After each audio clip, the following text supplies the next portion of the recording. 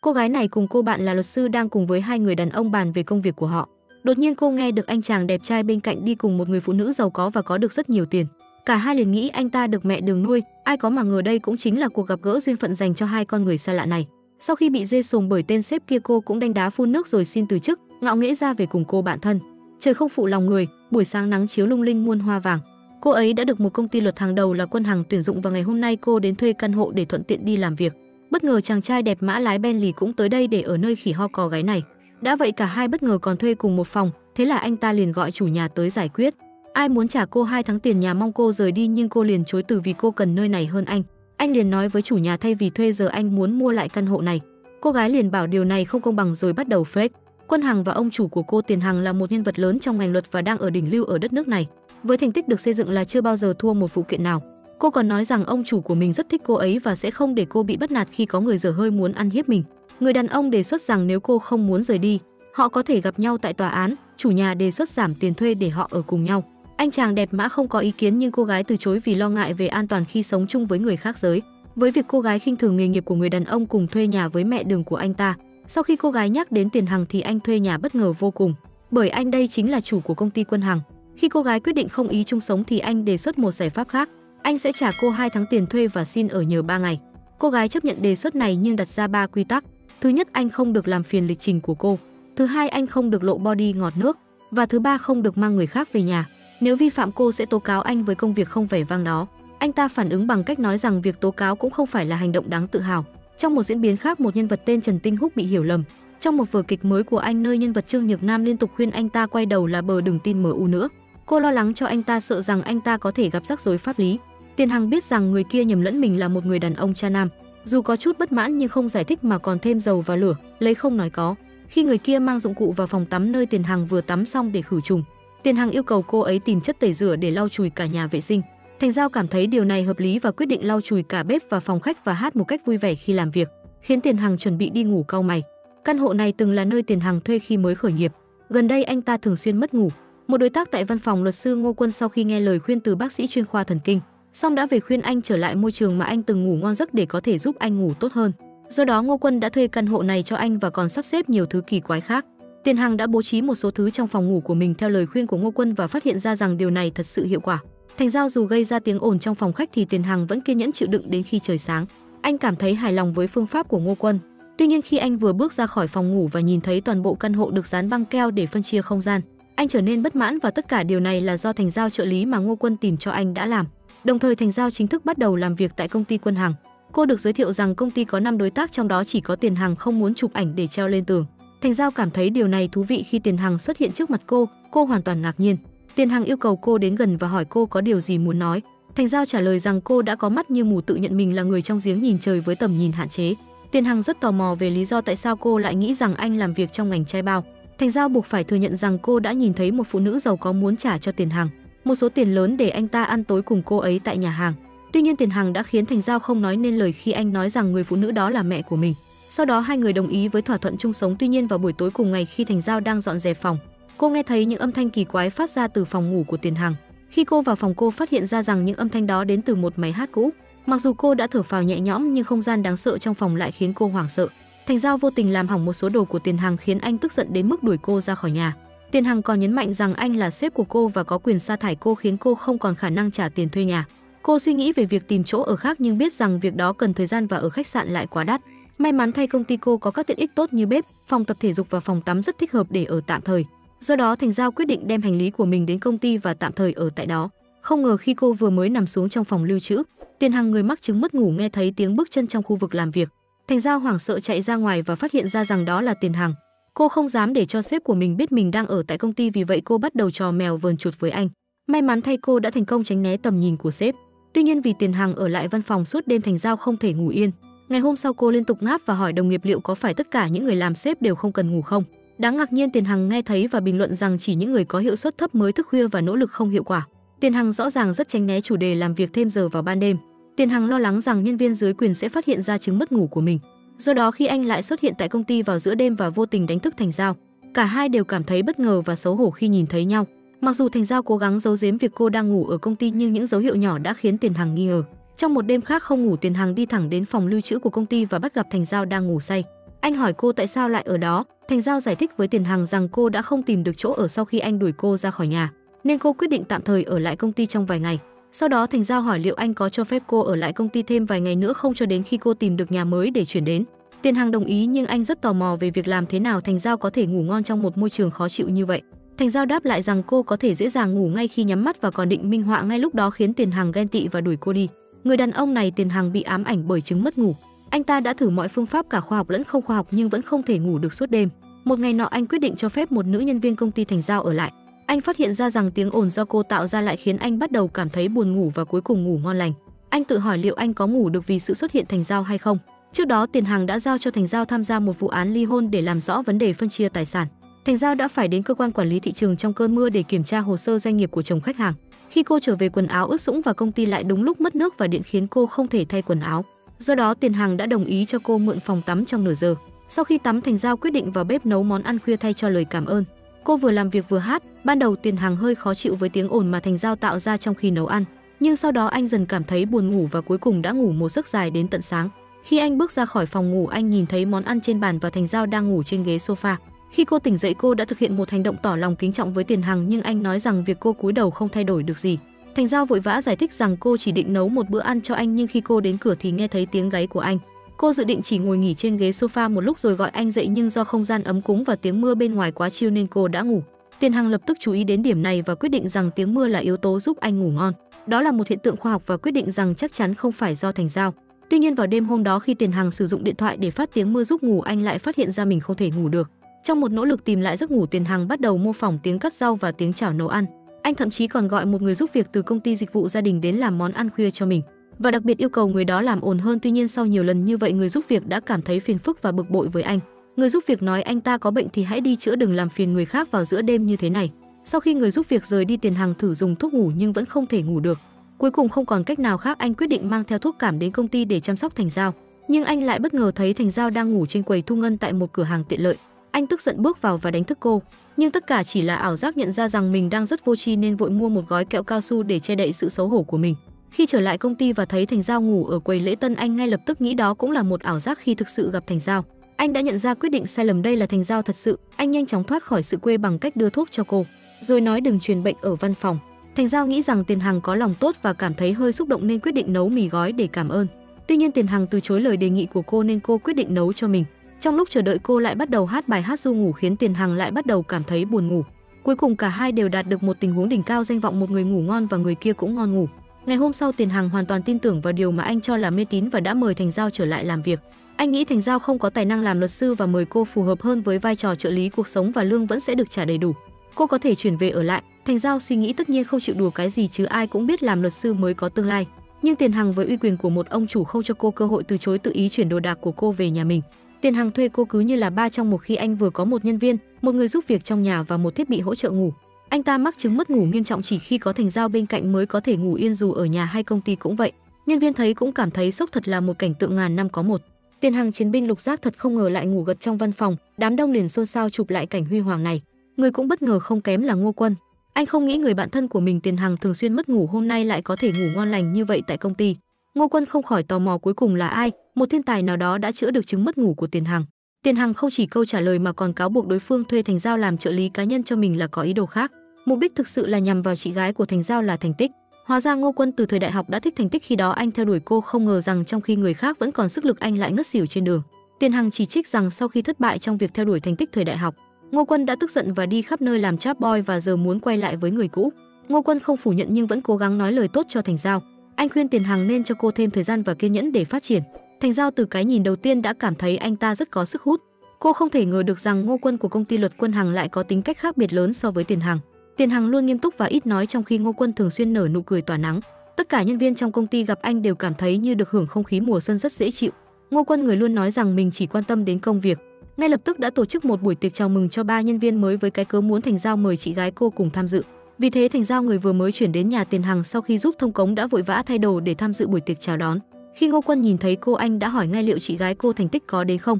Khi biết rằng chị gái cô không thể đến, anh không hề thất vọng, ngược lại còn tìm cách xin thông tin liên lạc của Thành Tích. Sau đó đã kết bạn thành công với cô trên mạng xã hội, rời đi với niềm vui mãn nguyện và đồng nghiệp bao duệ giới thiệu cho Thành Giao. Anh đã mời 2 chàng trai độc thân vàng từ các công ty luật khác, khuyên cô nên chấp cơ hội khi có thể. Đồng nghiệp Phi Vũ nghe thấy liền không hài lòng, sao cậu không giới thiệu cho tôi chứ? Tôi chỉ giới thiệu những chàng trai độc thân lâu năm. Trong khi đó Tiền Hằng ở nhà không ngủ được, rối rắm khi đường ống nước lại bị tắc, yêu cầu Thành Giao trở về thông cống gấp. Tuy nhiên Thành Giao không muốn phục vụ anh nữa, tại sao tôi phải làm mà không được trả thêm tiền?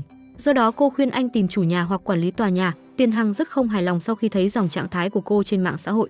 Anh, người không bao giờ tham dự tiệc tùng, lần đầu tiên đã đến dự. Không ngờ anh lại nghe thấy tin có người muốn cướp đi cỗ máy giúp đánh một giấc đến sáng của mình. Lúc này Tiền Hằng tình cờ bắt gặp và ngay lập tức nhắm vào điểm yếu của đối phương, chỉ trích các vụ án thua kiện của họ. Sau đó anh ta lại lợi dụng trò chơi sự thật hay thách thức để bịp, khiến chai rượu lần lượt chỉ về phía người muốn đào mỏ rồi đặt các câu hỏi về điều khoản pháp luật. Đối phương không nhớ được, chỉ có thể lấy ra 50.000 nhân dân tệ cho lần họp mặt kế tiếp. Sau nhiều lần như vậy, người muốn đào mỏ là Lý Thanh Hiên đã mất hết tiền mặt, phải xấu hổ bỏ chạy. Mục tiêu tiếp theo là Thành Giao. Tiền Hằng lại một lần nữa sử dụng mưu kế để cô trở thành người trả lời câu hỏi, và cứ hỏi là 3 điều khoản yêu cầu Thành Giao học thuộc lòng bộ luật dân sự. Cô không thể nhớ nổi, Thành Giao cũng chỉ có thể chấp nhận thua cuộc. Sau đó cô vội vàng uống rượu say để tránh bị nhắm vào nữa, nhưng không ngờ đối phương lại có kế hoạch phụ. Đồng nghiệp thấy Thành Giao say xỉn định đưa cô về, nhưng Tiền Hằng nói hãy để anh làm. Sau đó trước ánh mắt ngạc nhiên của mọi người, anh đã đưa cô lên xe của mình, nhưng anh quên mất rằng người say rượu dễ nôn mửa. Thấy Thành Giao nôn khắp người, anh không chỉ buồn vì quần áo bị dơ mà còn vì xe của mình bị hại. Vì thế anh lập tức đưa cô ra khỏi xe và ném vào thùng carton bên đường, rồi lấy điện thoại ra quay phim làm bằng chứng đương sự. Thành Giao có cần Tiền Hằng cung cấp dịch vụ hỗ trợ không? Nếu cần thì cần phải trả phí dịch vụ cho Tiền Hằng. Sự việc có đúng như vậy không? Trong tình trạng say xỉn, Thành Giao làm dấu ký hiệu kéo, vô tình tự đẩy mình vào cái bẫy lớn của Tiền Hằng.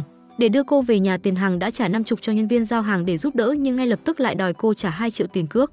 Lúc này Thành Giao hoàn toàn không thể giao tiếp, thậm chí không thể đứng dậy. Tiền Hằng nhíu mày nhưng cuối cùng vẫn giúp đỡ cô, và những tình huống bất ngờ luôn đến vào lúc cần thiết. Thành Giao than thở, một cô gái xinh đẹp, 10 điểm sắc đẹp, 9 điểm dịu dàng đáng yêu như vậy mà trong mắt anh chỉ có việc thông cống à? Trong tình trạng không tỉnh táo, Thành Giao không biết mình sẽ phải chịu hậu quả gì, chỉ biết rằng ông chủ hiện tại trông có vẻ rất đẹp trai, thậm chí nghi ngờ anh ta phải đã phẫu thuật thẩm mỹ vì quá giàu. Tiền Hằng tức giận đến mức lật cô sang một bên vì dám chê nhan sắc bún riêu của anh.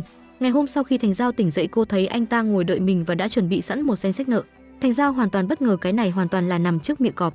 Cô chỉ là một luật sư mới vào nghề, không phải đối thủ của vị luật sư già dơ trong giới. Đặc biệt là khi anh ta đưa ra một khoản phí vận chuyển, nói rằng anh ta đã đặt cô vào hộp giao hàng và lấy ra mất 2 phút. Theo mức lương theo giờ vào ban đêm của anh, 1 phút tính 1.000. Thành Giao không thể phản bác, chỉ có thể yêu cầu anh cho phép trả góp. Tiền Hằng tất nhiên không đồng ý, anh ta lấy ra 2 bản hợp đồng thuê chung nhà, bắt cô trở thành người giúp việc trong nhà. Nhưng rất nhanh anh ta cảm thấy bất tiện khi sống chung, vừa mở cửa tủ lạnh anh ta suýt nữa bị mùi sầu riêng cô mua làm nôn mửa. Sau đó lại phát hiện cô không thể giúp anh ngủ được nên anh ta lại nghĩ cách đuổi cô đi. Anh bắt đầu hỏi người bạn thân của mình với lý do mình có một người bạn. Anh ta từng sống chung nhà với người khác, thấy người đó ồn ào nên đã đuổi họ đi, bây giờ vì một số lý do. Anh giờ lại mời người đó quay trở lại nhưng lại phát hiện ra không phải vì lý do đó và anh lại muốn đuổi người kia đi. Ngô Quân giải thích người đó không bình thường và hãy tránh xa bạn như vậy đi, người như thế không đáng tin, rất là phiền toái. Ngô Quân nhận ra người bạn mà anh ta nói chính là bản thân mình nên đã chỉ trích anh ta, khiến mặt anh ta mất quyền kiểm soát, đồng thời làm tan biến ý định đuổi Thành Giao đi, còn Ngô Quân thì đi ăn cơm với Thành Tích. Hai người đã lâu không gặp. Lần này khi lại nhìn thấy người tình không thành của mình, anh ta vẫn ngẩn ngơ như người mộng mơ, tâm trí hoàn toàn dành cho đối phương. Anh cầm ly rượu trắng lên không nhìn mà uống một hơi cạn. Anh nói với Thành Tích, bây giờ anh làm ở công ty luật, em cân nhắc xem đến làm với anh đi, chúng ta cùng nhau làm ăn. Nhưng Thành Tích để che đậy sự xấu hổ vì đã thất bại trong việc một đời chồng. Ngô Quân uống thêm vài ly rượu và quả nhiên như anh ta nghĩ, danh tiếng của Thành Tích thực sự bị chồng cũ bôi nhọ. Không lâu sau, Ngô Quân say khướt được đưa về nhà, miệng lải nhải về những điều hối tiếc của mình. Anh hối tiếc về ngày đó, hôm đó lúc chạy bộ nếu trời không quá nóng anh không ngất đi.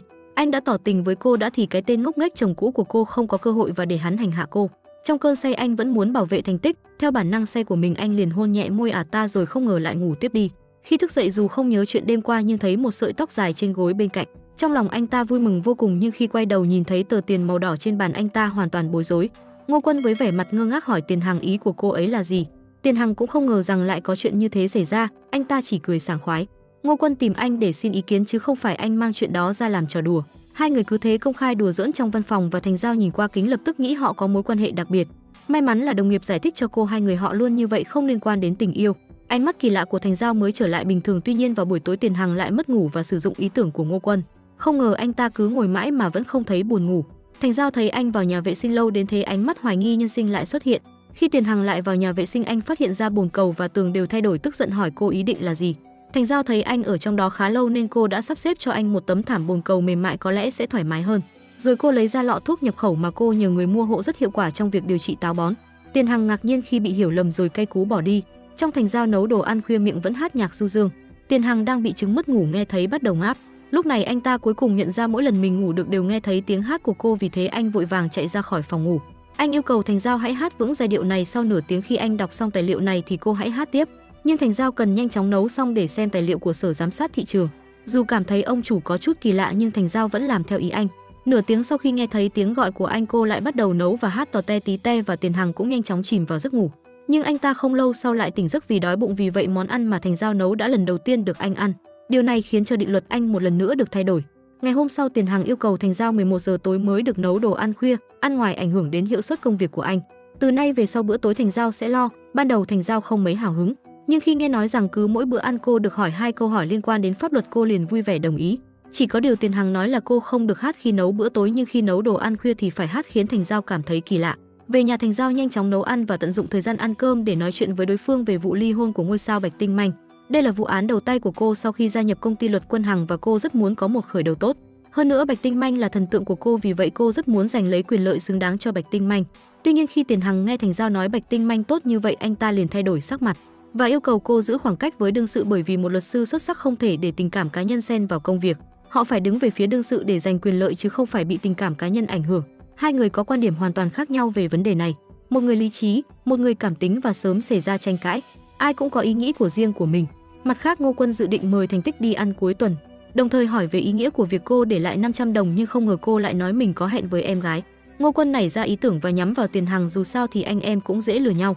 Vì thế anh ta nói với Tiền Hằng rằng Hiệp hội Luật sư có một sự kiện cuối tuần và nó rất hữu ích cho việc tuyển chọn giải cán cân vàng liên quan đến xây dựng tinh thần của luật sư trẻ.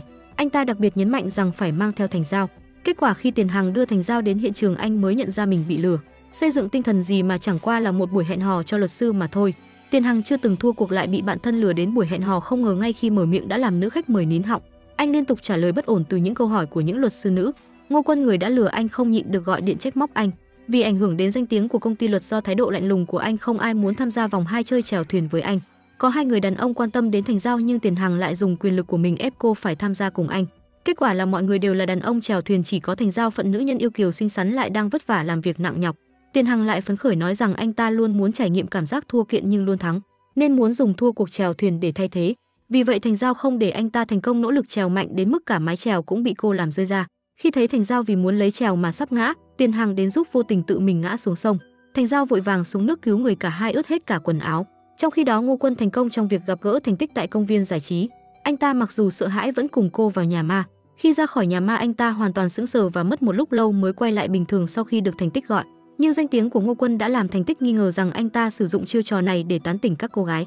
Ngô Quân phải mất một hồi giải thích mới làm rõ rằng mình là một good boy chứ không phải cờ đỏ. Anh ta định hỏi cô về 500 đồng cô để lại trước đó là ý gì. Đột nhiên nhận được cuộc gọi từ Tiền Hằng yêu cầu anh chuẩn bị 2 bộ quần áo, một nam một nữ, gửi đến một khách sạn nào đó. Ngô Quân lập tức kinh ngạc, cái gì mà quần áo nữ? Anh nhanh chóng xin lỗi Thành Tích và rời đi trước sự uy hiếp của Tiền Hằng.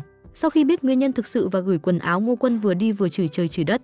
Vào buổi tối, Thành Giao kiểm tra dự án của công ty luật, phát hiện một vụ án chỉ có giá trị 5 triệu, người ủy thác là một bác sĩ tâm lý. Người đại diện là Tiền Hằng và đã xuất hiện đúng hẹn, nhưng anh ta không bao giờ nhận các vụ án dưới 10 triệu. Thành Giao cảm thấy có vấn đề và gọi điện cho đối phương. Không ngờ người đối diện biết cô là trợ lý của Tiền Hằng thì bắt đầu mắng mỏ không hợp tác điều trị. Anh ta bị bệnh này, tôi không thể giúp được, bảo ông chủ của bạn tự lo lấy mình đi. Nhớ lại những hành động kỳ quặc của Tiền Hằng, Thành Giao cuối cùng hiểu ra mọi thứ, nhận ra rằng bản thân mình khi hát ru lại được coi như là thuốc chữa bệnh.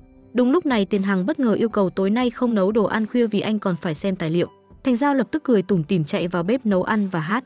Sau khi nấu xong, cô còn tự hào thử thách một chút. Cô lấy lý do mang đồ ăn vào để kiểm tra, phát hiện ra sếp thực sự đã ngủ mất. Tiền Hằng thức dậy khi trời đã sáng, tất cả mọi chuyện là do Thành Giao mà nên. Hôm qua anh thức để làm việc thì đã bị Thành Giao cho vào giấc ngủ say nồng. Thành Giao được chị gái nhờ chăm sóc chó cưng trong vài ngày. Cô không ngờ rằng bạn cùng phòng là sếp của mình lại đưa ra lựa chọn khó khăn, hoặc là cô hoặc là chó. Cô nhanh chóng hiểu ra lý do tại sao sếp lại khó gần đến vậy. Anh ta cao to 1m922, mái lãng tử, nhưng lại sợ hãi khi nhìn thấy chó không dám động đậy.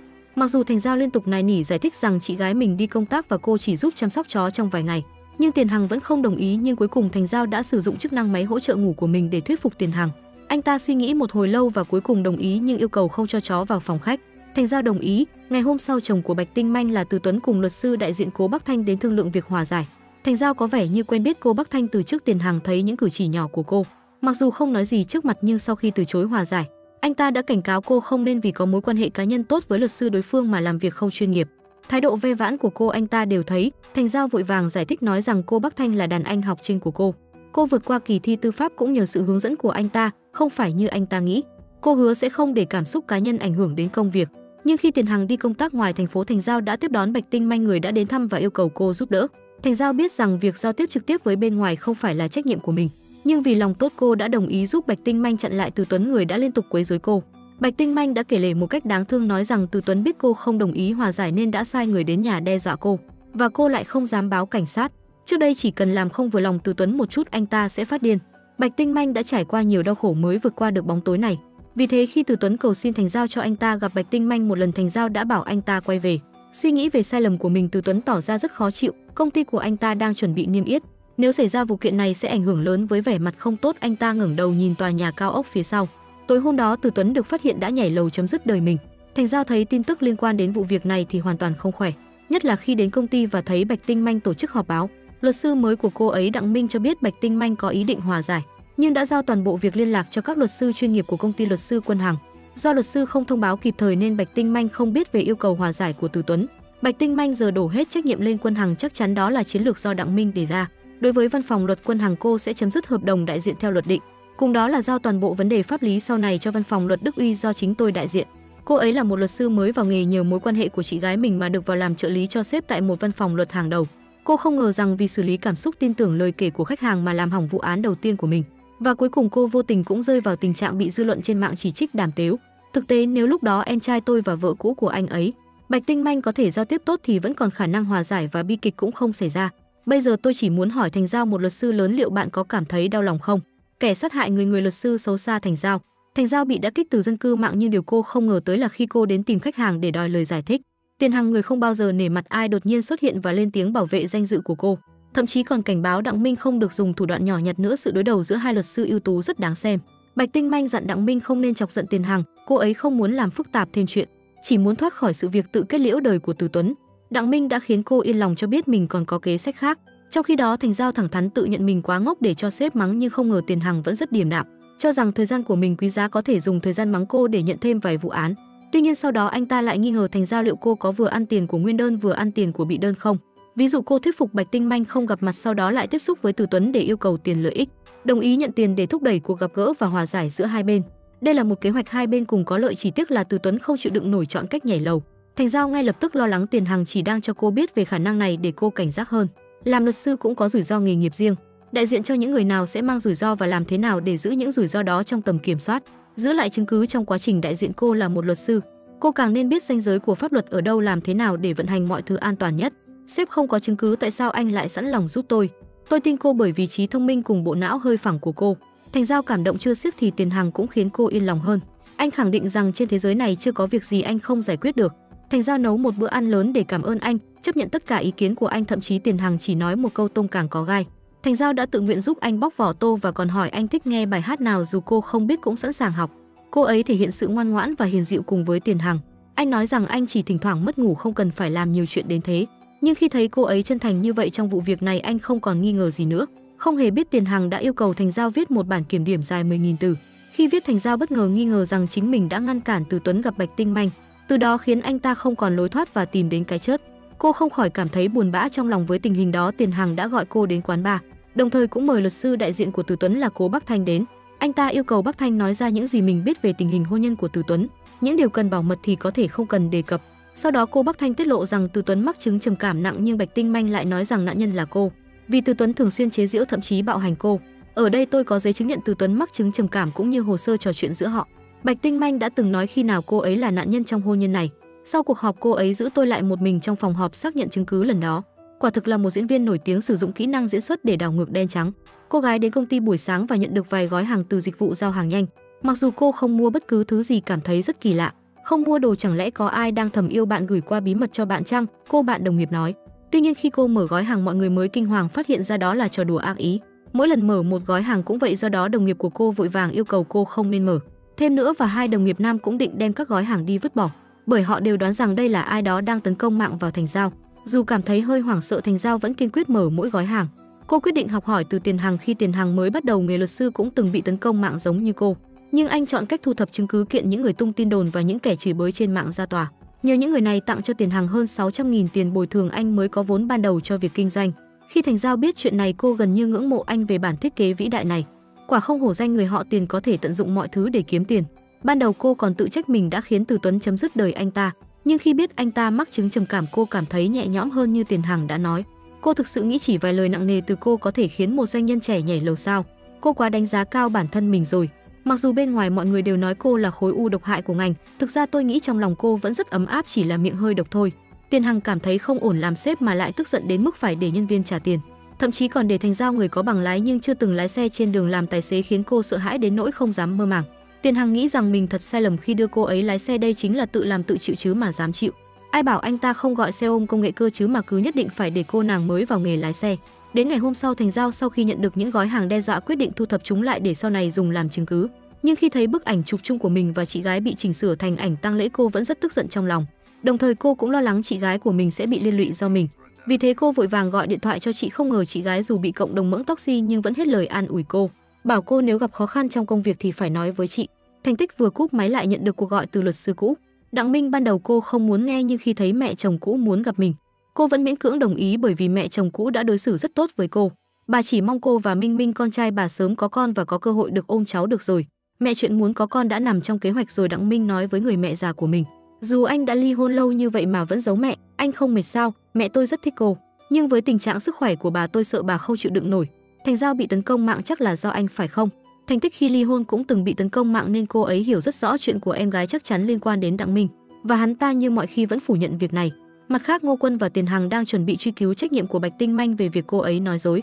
Trước đó Tiền Hằng đã ghi âm cuộc trò chuyện với cô ấy, có thể chứng minh rằng cô ấy đã rõ ràng nói không bao giờ hòa giải. Vì vậy tuyên bố của cô ấy không phù hợp với sự thật, đã gây ảnh hưởng đến danh tiếng của Ngô Quân. Tiền Hằng cũng dự định phát đi tuyên bố thông báo với mọi người rằng vụ án của Bạch Tinh Manh do anh chịu trách nhiệm và không liên quan đến các luật sư khác của Ngô Quân, nhằm loại bỏ Thành Giao khỏi vụ việc tấn công mạng. Ngô Quân lập tức bày tỏ lòng biết ơn, nhưng không ngờ lại khiến Tiền Hằng nảy ra ý tưởng trả công anh bạn 50.000 đấy. Tôi làm việc giúp bạn mà tôi còn phải trả tiền sao? Tôi chỉ không muốn danh tiếng của Ngô Quân bị tổn thương, thực ra việc sa thải Thành Giao cũng được. Chỉ cần nói Thành Giao tự ý hành động không liên quan đến Ngô Quân, tất cả chỉ là hiểu lầm, bạn chịu trách nhiệm một lần, tôi sẽ làm kẻ xấu. Bạn vừa có thể trên tòa đấu tranh với đối thủ tình cảm Đặng Minh giúp Thành Tích giải tỏa cơn giận, vừa bảo vệ Thành Giao có thể khoe công trước mặt chị gái cô ấy. Tôi nhận của bạn 50.000 đã là giảm giá rồi. Việc tiền nong để sau đã, anh ấy là luật sư hàng đầu trong lĩnh vực pháp luật nổi tiếng trong giới. Luật sư với thành tích không thua lỗ, sở hữu quan điểm rất đúng đắn và chính trực, chỉ tiếc là anh ta có cái miệng hơi hỗn. Tiền Hằng thấy Thành Giao buồn bã vì bị tấn công mạng, anh ta tìm cớ đưa cô ấy đến siêu thị mua đồ ăn. Anh ngạo nghễ hỏi cô ấy thích ăn gì, sau đó nói một câu tình cờ tất cả đều là những thứ tôi thích, thế là mỗi thứ lấy một ít và mọi thứ anh đây thanh toán. Kết quả khi về đến nhà, anh ta nói không muốn ăn nữa và bảo cô ấy vứt bỏ. Mặc dù tất cả đều mua bằng tiền, vứt đi thật lãng phí, vì thế để không lãng phí Thành Giao tự mình ăn hết. Khi Tiền Hằng ra ngoài thấy cô ấy vừa ăn vừa khóc sướt mướt, không khỏi nghi ngờ về câu nói rằng ăn đồ ăn vặt có thể làm tâm trạng tốt hơn. Nhưng không ngờ anh ta mới nói một câu, cảnh tượng cô kìm nén nước mắt trông rất xấu xí. Thành Giao không kiềm chế được mà bật khóc to. Người khác đã buồn thế này rồi anh còn nói họ xấu này xấu nọ. Người bình thường lúc này sẽ giả vờ lịch sự nói một vài lời khen ngợi về vẻ đẹp, đó mới là người bình thường. Không ngờ Tiền Hằng cũng biết mình không phải là người bình thường, nhưng để không để cô buồn bã nữa, cuối cùng vẫn nói lời khen Thành Giao xinh đẹp một cách ngượng ngùng và bảo cô mang đồ ăn vặt về phòng mình.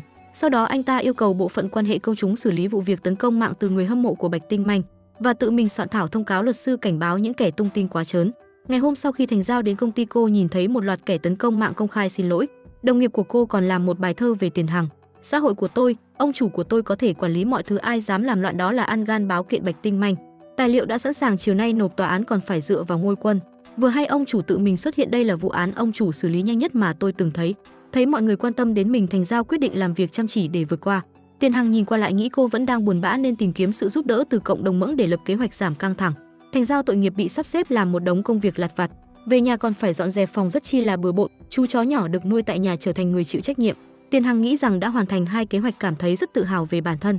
Ngay lập tức bắt đầu thực hiện kế hoạch thứ 3. Thời gian Bắc Kinh lúc 9 giờ 12 phút sáng, Thành Giao đến muộn trễ hơn 5 phút, nhưng không quá 15 phút sẽ bị trừ khoản thưởng chuyên cần của tháng đó. Sớm đấy, thời gian Bắc Kinh buổi sáng 9 giờ 16 phút, Bao Duệ đến trễ bị trừ tiền ăn của tháng đó. Cái chóa gì thế này, chúng ta ở đây không phải luôn một mắt nhắm một mắt mở với việc trễ sao? Ai cái ngốc nghếch nào nghĩ ra chính sách này vậy? Là tôi đây, người chồng Đoàn Mệnh à, nhầm, người chủ nơi này chính là người ngốc nghếch đó. Tiền ăn không có công việc cũng có thể mất. Cô gái bị ép phải sống chung với sếp nam, không ngờ người kia lại làm rất tốt việc làm mình làm mấy. Mỗi ngày đều làm bừa bãi trong nhà, sau đó lại đổ lỗi cho chú chó được nuôi ở nhà. Con chó ngốc của cô lại bắt đầu phá nhà rồi. Tuy nhiên ai mà có dè vỏ chuối trên sàn nhà lại khiến Thành Giao nghi ngờ. Cuống con bây giờ đã thông minh lắm sao cả tự bóc vỏ chuối cũng biết. Tiền Hằng lập tức cảm thấy mặt mình nóng lên, sử dụng cách nói ít làm nhiều, mau dọn dẹp đi để che giấu sự lo lắng của mình.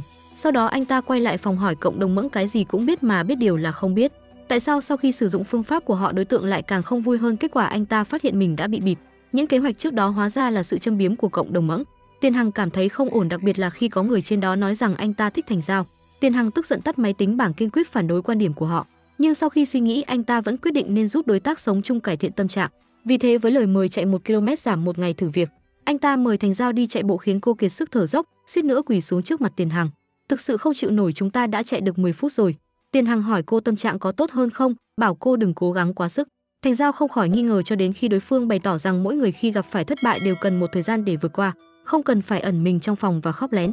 Cô mới sáng tỏ ra rằng những hành động kỳ cục của ông chủ thực sự là sự quan tâm đối với mình. Cô cảm thấy vừa buồn cười vừa xúc động, nhưng vẫn nhanh chóng cảm ơn đối phương và thừa nhận rằng vụ án của Bạch Tinh Manh thực sự đã gây ra một cú sốc lớn cho cô. Tuy nhiên vết thương thì sẽ có ngày lành theo thời gian trôi qua. Bây giờ cô chỉ muốn làm việc chăm chỉ, hy vọng ông chủ sẽ cho cô một cơ hội khác để cô tiếp tục cống hiến tư duy chiến thuật đỉnh cao của mình và cố bù đắp cho lỗi lầm lần này, cố gắng không tái phạm lần nữa. Giờ tôi đã là người của anh phải bảo vệ tôi. Nhìn vào mắt đối phương, Tiền Hằng hoàn toàn sững sờ, đầu óc anh chỉ toàn là tôi là người của bạn.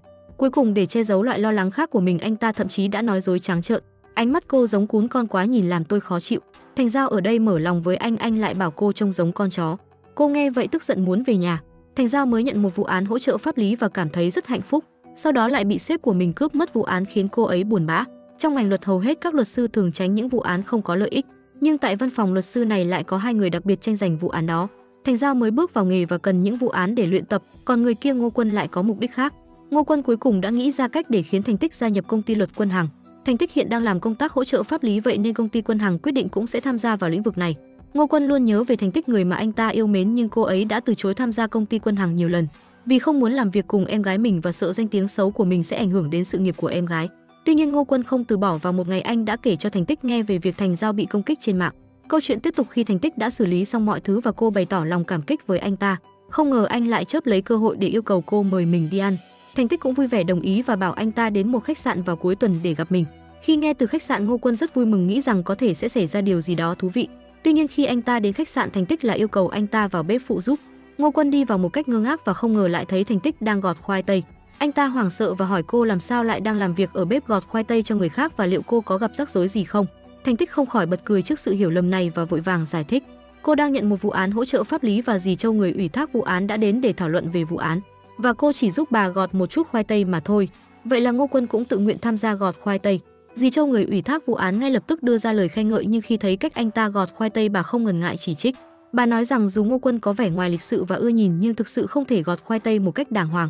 Bà nói bóng nói gió rằng nếu anh cưới vợ với những kỹ năng như vậy thì vợ anh ta sẽ phải chịu khổ. Thành Tích biết rằng Ngô Quân không giỏi việc này nên cô nhanh chóng chào tạm biệt dì Châu để tránh những rắc rối không cần thiết. Khi rời khách sạn, Ngô Quân dự định hỏi về một khoản tiền 500 đồng nhưng cuối cùng anh ta lại không thể mở lời. Thay vào đó chuyển sang một chủ đề khác, họ vui vẻ trò chuyện cười nói mà không biết rằng phía xa, một phụ nữ trong xe hơi đã dùng máy ảnh chụp những khoảnh khắc đi cùng nhau của họ. Mà cô gái đó là cháu gái của Đặng Minh. Cô ta bình luận rằng họ đã rời khách sạn cùng nhau, ám chỉ rằng có thể họ đang có một mối quan hệ tình cảm gian gian díu díu mập mờ như một tình yêu thứ hai đang phát triển nhanh chóng. Một người đàn ông phản bội vợ mình để có cơ hội thăng tiến trong sự nghiệp. Khi họ ly hôn, anh ta còn sử dụng thủ đoạn để làm xấu hình ảnh cô. Tuy nhiên khi mẹ chồng cũ của cô bị ốm, Thành Tích vẫn quên đi mối hận cũ với chồng mà đến thăm bà. Nhưng cô không còn thái độ tốt đẹp với người chồng cũ này nữa. Cô tỏ ra giận dữ và không giấu được sự khinh bỉ khi người chồng cũ đề nghị tái hôn. Thành Tích cảm thấy điều đó rất nực cười và suýt nữa đã phản ứng một cách thô bạo trước tên khốn này. Mặt khác, Tiền Hằng đang lo lắng vì không tìm được vụ án đơn giản nào để Thành Giao có thể luyện tập. Lúc này anh ta nhận được một cuộc điện thoại về một vụ ly hôn và con gái của người ủy thác tên là Đồng Mẫn muốn gặp mặt anh. Đồng Mẫn thích Tiền Hằng và cô đã bày tỏ tình cảm của mình. Tôi thực sự rất thích anh. Anh còn trẻ ở tuổi này, anh không nên coi tình yêu là tất cả trong cuộc sống. Một người đàn ông tên là Đồng Sơn đang muốn ly hôn và vụ ly hôn của ông được giao cho Thành Giao xử lý. Đơn yêu cầu ly hôn khá đơn giản, ông ta chỉ muốn được ly hôn và không ngại việc phải chia thêm tiền cho vợ. Thành Giao rất coi trọng vụ án này và nhanh chóng liên lạc với Đồng Sơn để thảo luận về các chi tiết liên quan. Tuy Đồng Sơn tỏ ra là người đặt nặng tình cảm và đạo đức nhưng linh cảm người phụ nữ Thành Giao lại cảm thấy có điều gì đó kỳ lạ. Đồng Sơn giải thích rằng ông ta chọn ly hôn vì bị bệnh viêm loét dạ dày có nguy cơ biến chứng thành ung thư. Tuy nhiên Thành Giao nghĩ rằng ngay cả khi có nguy cơ biến chứng, bệnh vẫn có thể được kiểm soát. Thành Giao quyết định xem xét kỹ lưỡng hồ sơ vụ án, ngạc nhiên phát hiện ra rằng tất cả bất động sản của Đồng Sơn đều nằm ở khu vực trung tâm thành phố, ngoại trừ một biệt thự độc lập ở vùng ngoại ô. Cô quyết định đi xem biệt thự này và phát hiện ra một điều bất ngờ. Thành Giao xin lỗi ông Đồng Sơn vì đã xâm phạm đến quyền riêng tư của ông, nhưng cô giải thích rằng với tư cách là luật sư đại diện cô cần phải hiểu rõ hơn về tình hình hôn nhân của ông. Thành Giao đang dắt chó đi dạo trong khu dân cư, không ngờ chỉ đường cho anh chàng giao hàng chó đã ăn một thứ gì đó bên cạnh thùng rác. Cô thấy vậy liền hoảng hốt, nhưng không may lại làm lỏng dây dẫn, chú chó chạy mất, không may chạy đến bên Tiền Hằng. Cứ thế chuyện gì tới nó cũng tới, chú chó đã hôn Tiền Hằng. Để mà nói về sự tình này thì phải kể về 2 giờ trước khi Tiền Hằng vừa trở về khu dân cư. Anh được biết từ miệng bảo vệ rằng đã có sự cố sàm sỡ xảy ra trong khu vực. Mọi người hãy chú ý, nghi phạm vẫn chưa được xác định. Ban đầu anh không quá quan tâm, nhưng khi về đến nhà không thấy bóng dáng Thành Giao nghĩ rằng cô ấy có thể đi dắt chó. Anh bình tĩnh trở về phòng làm việc, ai ngờ 2 giờ sau vẫn không thấy cô ấy trở về. Điện thoại cũng không liên lạc được. Anh không khỏi lo lắng, vội vàng tìm cho mình một lý do. Trong thời gian nhân viên và Tiền Hằng cùng thuê nhà, nếu xảy ra tai nạn cá nhân, Tiền Hằng phải chịu trách nhiệm không thể trốn tránh. Mái tóc đen dài trông rất xinh đẹp, đặc biệt là đôi mắt cũng không phải là rất xinh đẹp, có lẽ chỉ xinh đẹp bình thường thôi. Ai tìm thấy cô ấy trước anh sẽ trả lương cho người đó 3 tháng. Tiền Hằng rất lo lắng đến mức hứa hẹn hậu hĩnh, nhưng không ngờ lòng tốt của một boy lạnh lùng lại bị thượng đế trao quả đắng. Thành Giao cảm thấy rất áy náy với Tiền Hằng, sợ chó này. Tiền Hằng tức giận vô cùng, buộc Thành Giao phải giúp mình khử mùi cho đến khi cô ấy nói.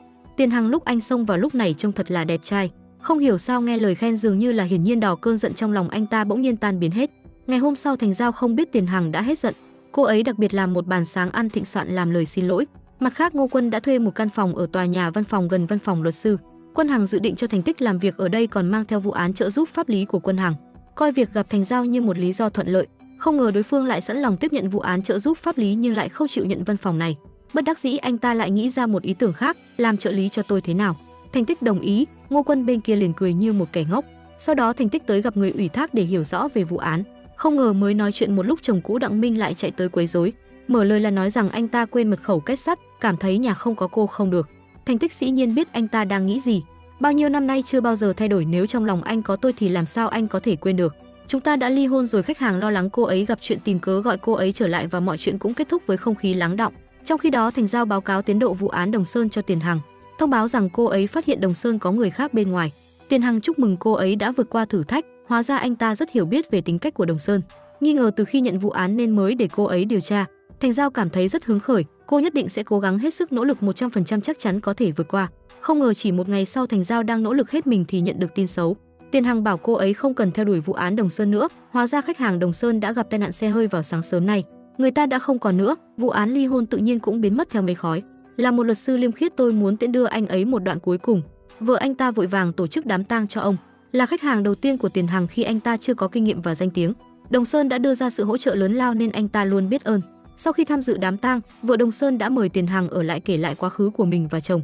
Cuối cùng mới nói ra mục đích của mình, hy vọng họ giúp che giấu việc Đồng Sơn kiện đòi ly hôn. Tiền Hằng nói không chút biểu cảm rằng luật sư đều có nghĩa vụ bảo mật, ngay cả khi hợp đồng đại diện hết hiệu lực điều khoản bảo mật vẫn luôn tồn tại. Thành Giao cảm thấy Tiền Hằng này thật sự quá tuyệt tình, nhưng Tiền Hằng chỉ nói rằng mình chỉ làm theo công việc và vợ Đồng Sơn cũng không giống như Thành Giao nói, không biết những việc Đồng Sơn đã làm. Thực ra cô ấy biết tất cả nỗi buồn là thật nhưng cũng có kế hoạch của riêng mình. Đó là lý do cô ấy vội vàng tổ chức đám tang cho chồng. Thành Giao bỗng nhiên hiểu ra, cảm thấy tính cách con người quá phức tạp và khó đoán. Vì vậy cô vợ ấy vội vàng hỏa táng thi thể, muốn tránh việc phân chia tài sản. Như vậy bên kia không còn cách nào yêu cầu xét nghiệm ADN cho con nữa. Thành Giao cảm thấy sốc, không ngờ cô vừa mới cảm thấy thương cảm cho cô gái kia, sau khi trở về Thành Giao cảm thấy hơi buồn. Tiền Hằng rất lo lắng về điều này. Anh ta tự nghĩ ra một lý do cho mình chú ý đến áp lực tinh thần của nhân viên. Thực hiện các biện pháp hướng dẫn phù hợp là một phần công việc quản lý nhân viên bình thường của người chủ. Anh ta ra ngoài để giúp đỡ cô ấy giải tỏa tâm trạng. Lúc này Đồng Mẫn gửi tin nhắn hẹn gặp Thành Giao. Tiền Hằng nhắc nhở cô ấy nhớ ghi âm, tuy nhiên Đồng Mẫn nói đi nói lại chỉ là cô ấy thích Tiền Hằng, trong khi Tiền Hằng không thích cô ấy, nhưng cô ấy nhận ra Tiền Hằng đã bồ kết Thành Giao, vì vậy cô ấy chúc phúc cho họ. Thành Giao vội vã phủ nhận, và khi cô ấy trở về nhà, cô ấy thấy trong phòng khách một người, một chó đang hòa thuận với nhau. Điều kỳ lạ duy nhất là chú cún đáng yêu ấy lại đang đeo bịt mắt. Tại sao nó lại bịt mắt vậy? Tiền Hằng vội đáp cái nhìn của nó quá ngốc, đối với tôi là ô nhiễm tinh thần. Nhưng tình hình thực tế là Tiền Hằng người không còn sợ chó như trước. Nhìn vào mắt của chú cún, không hiểu sao luôn nhớ đến gương mặt vô tri của Thành Giao, anh cảm thấy họ thật giống nhau, vì vậy mới bịt mắt nó. Cảm thấy có chút tội lỗi, anh ta vội vàng chuyển chủ đề, yêu cầu đối phương thực hiện lời hứa mời ăn. Khi chờ đợi món ăn, họ bắt đầu nói chuyện về trò chơi, cả hai đều trở nên hào hứng. Họ trò chuyện với nhau thật vui vẻ. Thành Giao mới mua một que kem về và chỉ liếm một miếng, không ngờ rằng chỉ trong nháy mắt cô phát hiện ra rằng que kem đã bị Tiền Hằng ăn mất. Tiền Hằng còn nói rằng kem ngon lắm, cô có thể mua thêm vài que để trong tủ lạnh, anh sẽ hoàn lại tiền. Sau đó Thành Giao lấy cớ dắt chó đi dạo. Thành Giao thật sự đã quá đáng. Tại sao trong đầu cô toàn là những ý nghĩ không lành mạnh? Lời nói của Tiền Hằng hương vị cũng không tồi, như những cơn mưa xuân nhẹ nhàng làm ẩm ướt tâm trí cô. Và mầm mống của Gian Gian díu díu mập mờ bắt đầu lớn lên. Đúng lúc này bất ngờ có một con chó chạy đến và bắt đầu chơi đùa với chú cún của Thành Giao. Chủ nhân của con chó kia chưa gì đã đòi cô bồi thường 20.000 vì Ngụy Thành Thiên của cô đã làm hại cục cưng của hắn. Việc gì khó thì có anh lo, may mắn thay Tiền Hằng đã xuất hiện kịp thời và sử dụng các điều khoản pháp luật của Mỹ để đuổi tên lừa đảo đi. Mặc dù anh ấy nói rằng mình xuống đây để giúp Thành Giao đổ rác nhưng đó chỉ là cái cớ vì cô đã đổ rác xong từ trước đó. Thành Giao cảm xúc bây giờ rất rối bời, thấy rất hoang mang. Hơn nữa vào ngày trước khi mua kem, Tiền Hằng đã yêu cầu cô mời anh ấy ăn tối. Trong bữa ăn họ nói về game, âm nhạc và cả những ước mơ. Sau khi trở về anh ấy còn trả tiền ăn cho cô. Tất cả những dấu hiệu này khiến cô không thể hiểu nổi, vì thế liền gọi cho cô bạn thân của cô. Cô ấy đã giải đáp những thắc mắc cho Thành Giao. Trời ơi, cậu thật là ngốc nghếch trong chuyện tình cảm, Tiền Hằng chắc chắn là thích cậu rồi. Thành Giao lăn qua lăn lại tự nhủ anh ấy thích mình sao, đáng yêu thế nhờ. Cây xanh, lá cũng xanh mang tên mập mờ đang lớn lên mạnh mẽ dưới vỏ bọc cảm ơn Tiền Hằng đã giúp đỡ. Thành Giao đã tạo ra một không gian rất chi là chill và lãng mạn rồi mời anh ấy ngâm chân nghỉ dưỡng. Mặc dù không giàu sang nhưng phải sống bằng cách giả bộ giàu. Cuộc sống hàng ngày của họ vẫn rất tốt và ngâm chân thực sự giúp ích cho giấc ngủ. Một buổi tối thật êm đẹp nhưng không ai ngờ rằng không khí ấm áp này chỉ kéo dài một đêm. Ngày hôm sau họ đã xảy ra mâu thuẫn. Bạn gái nhỏ bên ngoài của Đồng Sơn đã đến văn phòng luật sư Quân Hằng muốn dùng đứa bé trong bụng để giành quyền thừa kế của Đồng Sơn. Trong lúc Trần Tình Mỹ kể về sự tình đó thì Thành Giao luôn cắt ngang. Cô cảm thấy không cần thiết phải đại diện cho vụ án này nhưng Tiền Hằng lại kiên định với quan điểm của mình. Tuy nhiên Thành Giao cũng kiên định với quan điểm của mình khiến Tiền Hằng tức giận đến mức nói rằng anh ta rất hối hận. Ban đầu không nên cho cô ấy vào Quân Hằng, là Ngô Quân cố tình đưa cô ấy vào văn phòng bằng cửa sau. Lúc này Thành Giao mới biết mình vào đây là nhờ mối quan hệ. Cô ấy cảm thấy rất bất ổn và Tiền Hằng cũng hối hận vì đã nói ra những lời không nên nói trong lúc nóng giận. Quả nhiên từ đầu Tiền Hằng chưa bao giờ coi trọng cô. Cô ngoài việc giúp anh ta chữa chứng mất ngủ ra thì chẳng có ích lợi gì khác. Anh ấy thích mình ư? Thành Giao, ngươi tỉnh lại đi. Người ta mới là người mây cao trên trời, còn ngươi trong mắt người khác chỉ ngọn cỏ ven đường được đưa vào cửa sau mà thôi. Cô chỉ là một công cụ được dùng để thực hiện liệu pháp thôi. Cô vừa quay trở lại chỗ làm việc của mình, trái tim đã tràn đầy cảm xúc phức tạp, cảm giác buồn bã, tự ti và các cảm xúc tiêu cực chất chứa trong lòng. Đồng nghiệp nghĩ rằng cô bị mắng khóc nên đều đến an ủi. Họ cho rằng cuộc sống tại Quân Hằng mà không bị Tiền Hằng mắng là không hoàn hảo. Họ chúc mừng cô đã chính thức hòa nhập vào Quân Hằng nhưng họ đã nhầm lẫn điểm trọng yếu. Sự an ủi của họ căn bản là không có hiệu quả với một trái tim đầy vết xước này nữa rồi. Lúc này Tiền Hằng bất ngờ tức giận như thể ăn phải thuốc súng, hỏi ai là người sắp xếp hồ sơ ly hôn của Lưu Cảnh Văn. Thành Giao biết rằng mình sắp gặp họa lớn. Không ngờ anh đồng nghiệp Vũ Phi lại tự nguyện chịu trách nhiệm vì không nỡ để bông hoa xinh đẹp này phải chịu khổ thêm nữa. Thành Giao ngước nhìn anh ấy bị chửi một cách thậm tệ, một lần nữa phải chịu đựng sự tra tấn tinh thần từ ông chủ. Thành Giao không chịu đựng được nên đã xin nghỉ phép. Ngày hôm nay cô cảm thấy không được khỏe lắm. Tiền Hằng mắng suốt nửa tiếng đồng hồ và Thành Giao cũng buồn đến mức không muốn trở lại căn hộ cùng thuê nữa, chạy đến khách sạn và thuê một phòng rồi khóc suốt cả ngày. Tiền Hằng thấy cô chưa trở về không khỏi lo lắng, đã gửi 2 tin nhắn qua nhưng đều bị cô bơ đẹp. Ngày hôm sau Tiền Hằng không nhịn được nữa bảo Ngô Quân đi hỏi xem Thành Giao ở đâu. Sau khi biết được tình hình, Ngô Quân nghe mà tức cái lòng ngực nhưng anh ta vẫn phải giúp Tiền Hằng giải quyết hậu quả. Anh gọi cho Thành Tích, biết chuyện của em gái. Cô nấu một nồi canh cá đầy tình yêu và đem đến nơi em gái đang ở. Cô nói với em gái rằng phải dùng sức mạnh của bản thân để chứng minh mình không phải dựa vào quan hệ. Tiền Hằng là một luật sư xuất sắc. Tiền Hằng luôn có những xem xét riêng của mình khi nhận một vụ án. Nếu em gái muốn tiến xa trên con đường sự nghiệp luật sư thì em gái nên tin tưởng anh ấy. Sau khi được nghe những lời dạy bảo của chị gái, Thành Giao cuối cùng cũng lấy lại tinh thần, quyết tâm sớm thoát khỏi cái mác đi cửa sau. Thành Tích cũng ở lại chia sẻ niềm vui và nỗi buồn cùng em gái. Cô ấy cũng không quan tâm đến Tiền Hằng giống như cô ấy cắt máy điện thoại của Ngô Quân. Ngay khi Thành Tích vừa đến cửa nhà, không ngờ tên khốn chồng cũ của cô cũng theo sau. Hắn ta say xỉn mà mắng nhiếc người vợ hiện tại của mình tại trước mặt người vợ cũ. Anh không thấy mình thấp kém à? Thành Tích tức giận quát anh ta. Tuy nhiên tên này không hề thấy có gì to tát và tỏ vẻ ăn năn sám hối cả. Hắn còn lấy ra những bức ảnh do người khác chụp lén, nói rằng người theo đuổi người vợ cũ Ngô Quân. Hắn chỉ giả vờ yêu thương cô ấy. Anh ta nói rằng mình có thể tìm bất kỳ bạn gái nào anh ta muốn, vậy tại sao lại phải chọn cô, một người phụ nữ đã ly hôn? Và hàng thứ hai, anh ta khẳng định rằng chỉ có mình anh ta mới thực sự yêu thương cô. Sau khi nói xong, anh ta bắt đầu hành động thô bạo. Thành Tích lập tức tạt nước vào mặt anh ta và bảo anh ta tỉnh táo lại. Dù cô đối xử với tôi như thế nào, tôi vẫn yêu cô. Thành Tích cảm thấy vô cùng tức giận, nhưng khi nhìn vào bức ảnh mà đối phương mang tới, cô bắt đầu hoài nghi nhân sinh. Cô đã ly hôn, còn Ngô Quân thì không. Cô cũng lo sợ rằng người chồng cũ sẽ làm hại Ngô Quân. Do đó cô đã phớt lờ tất cả những lần liên lạc của Ngô Quân. Không ngờ ngày hôm sau Ngô Quân lại đến tìm cô. Thành Tích nói thẳng rằng sau này đừng liên lạc nữa, nhưng Ngô Quân lại nói rằng anh muốn chịu trách nhiệm với cô. Chúng ta ở khách sạn, anh có say, chúng ta không phải đã làm chuyện đó sao? Sau đó anh ta nói rằng mặc dù không nhớ rõ lắm nhưng anh phải chịu trách nhiệm. Thành Tích liền đáp hôm đó không có chuyện gì xảy ra cả. Thành Tích để lại 500 nhân dân tệ cho Ngô Quân vì điện thoại anh hết pin và anh muốn sử dụng tiền đó để gọi taxi. Còn việc cô cởi quần áo vì anh đã nôn bẩn quần áo mình.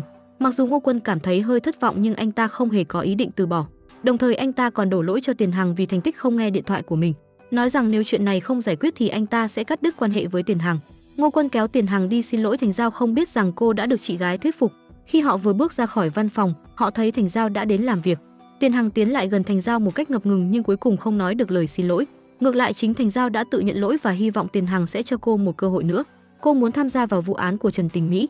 Cô lại bắt đầu bận rộn với công việc cùng với Bao Duệ tìm đến cha của Đồng Sơn thuyết phục ông đồng ý làm xét nghiệm quyền nuôi cháu. Khi biết rằng mình có thể sắp có một đứa cháu trai, ông lập tức đồng ý.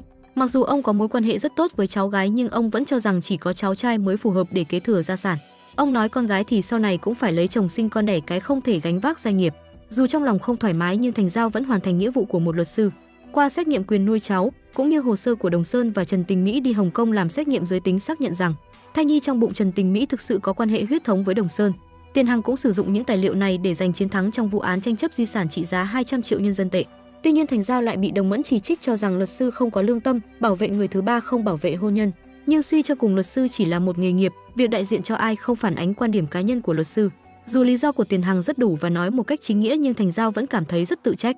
Trong phần cuộc sống cá nhân do cô ấy vẫn ở tại khách sạn, Tiền Hằng đã suy nghĩ và cuối cùng tìm ra một lý do để lừa cô trở về nhà cho thuê, còn để lại vài tờ giấy nhắn trên bàn với nội dung: nếu không có tiền thì đừng sống vượt quá khả năng, đi ở khách sạn làm gì, tôi về ở biệt thự rồi cô ở lại đây đi.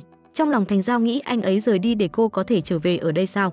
Vào đêm khuya cô gái độc thân vui tánh mở to mắt làm cú phim. Bỗng nhiên tiếng chuông cửa vang lên, nhìn đồng hồ đã là 2 giờ sáng, không ai bình thường sẽ đến thăm vào lúc này. Quả nhiên khi cô nhìn qua lỗ mắt cửa thấy một người đàn ông mặc đồ đen đeo kính râm đứng bên ngoài rất là không bình thường. Cô hoảng sợ và nhanh trí hét lên diễn sâu: chồng ơi, anh không phải vừa từ sở cảnh sát về sao? Ai có mà dè cái người dở dở ươn ươn 2 giờ gõ cửa lại là tổng tài Tiền Hằng. Vừa vào anh đã hỏi cô từ bao giờ cô có một người chồng làm việc ở sở cảnh sát, rồi nói lý do mình tới đây là vì có một cây bút bi có lẽ đã để quên ở đây. Đó là lần đầu tiên anh thắng một vụ án, bố anh tặng nó cho anh, rất quan trọng với anh. Tiền Hằng giả vờ tìm kiếm cây bút trong nhà. Thành Giao thì cảm thấy rất kỳ lạ, có lẽ chỉ có ông chủ mắc chứng rối loạn tâm thần mới đeo kính râm vào buổi tối muộn như vậy. Nhưng cô không biết rằng thiếu đi bài hát ru của cô, Tiền Hằng lại mất ngủ hàng đêm và trong lúc bế tắc anh nghĩ đến Thành Giao. Sau đó đeo kính râm để che giấu quầng thâm mắt, thậm chí còn làm phiền cô khi cô đang ngủ.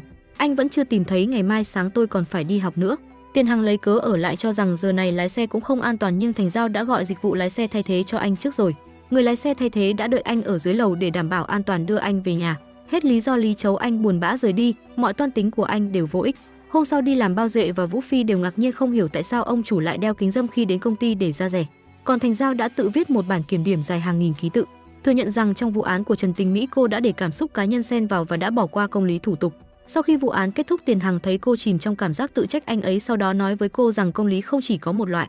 Nếu chỉ tập trung vào công lý của từng trường hợp cụ thể, người ta sẽ bỏ qua công lý trong quy trình. Điều này có hại cho sự tiến bộ của pháp luật và quá trình pháp chế, bởi vì đôi khi con người không biết điều gì là đúng, điều gì là sai. Chỉ có việc tuân thủ chặt chẽ công lý quy trình mới thể hiện sự công bằng của pháp luật, tránh được việc người vô tội bị chỉ trích oan. Thành Giao hiểu rằng mình vẫn còn quá dựa vào cảm xúc. Cô ấy cảm ơn anh và hứa sau khi trở thành luật sư nổi tiếng sẽ tính phí theo giờ và trả tiền tư vấn cho anh. Hôm nay Tiền Hằng đưa cho cô một hộp sô cô la nhập khẩu, nói rằng mùi rau mùi anh không dám thử, đề nghị Thành Giao thử nếm và cô không cần trả tiền tư vấn nếu thử. Kết quả là khi Thành Giao ăn thử, cô nhăn mặt vì vị lạ. Tiền Hằng lợi dụng cơ hội tặng cô ấy hộp sô cô la này làm quà trở lại. Trần Tình Mỹ trong lúc trên đường về nhà đã phải vào bệnh viện sinh non và rơi vào tình trạng khó sinh. Khi đó không thể chuyển sang phẫu thuật cắt lớn và đứa trẻ bị thiếu oxy ngay từ khi mới sinh, sau đó được chẩn đoán là bị bại não. Khi Thành Giao làm xong bản kiểm điểm và rời đi, cô vô tình nhìn lại và phát hiện quầng thâm dưới kính râm của Tiền Hằng. Nhớ lại việc anh đến nhà cô vào đêm hôm trước một cách bất thường, cô đoán rằng anh lại mất ngủ. Cô đang phân vân không biết có nên mời anh trở lại nhà cho thuê hay không. Bao Duệ đột ngột vào phòng làm gián đoạn cuộc thoại của hai người. Sau khi nhận được phần thưởng từ vụ án thứ 3, Thành Giao đã mời một số đồng nghiệp đi ăn. Trong bữa ăn, một số đồng nghiệp đều cười rất tươi rói, nói rằng Thành Giao đã khiến Tiền Hằng phải nhăn nhó như thể anh ta bị táo bón. Lúc đó Bao Duệ nhận được cuộc gọi và biết tin Trần Tình Mỹ gặp khó khăn khi sinh nở. Cha của Đồng Sơn bắt đầu thay đổi ý kiến, gọi Thành Giao đến và nói rằng ông không muốn nhận cháu trai bị bại não. Ông còn muốn Thành Giao thuyết phục Đồng Mẫn vì con dâu và cháu gái của ông không đến thăm và đang chuẩn bị đi nước ngoài. Tuy nhiên phán quyết đã được đưa ra, Thành Giao cũng không thể làm gì. Trên đường về nhà, cô nhận cuộc gọi từ mẹ bà nói tuần sau sẽ đến thăm cô.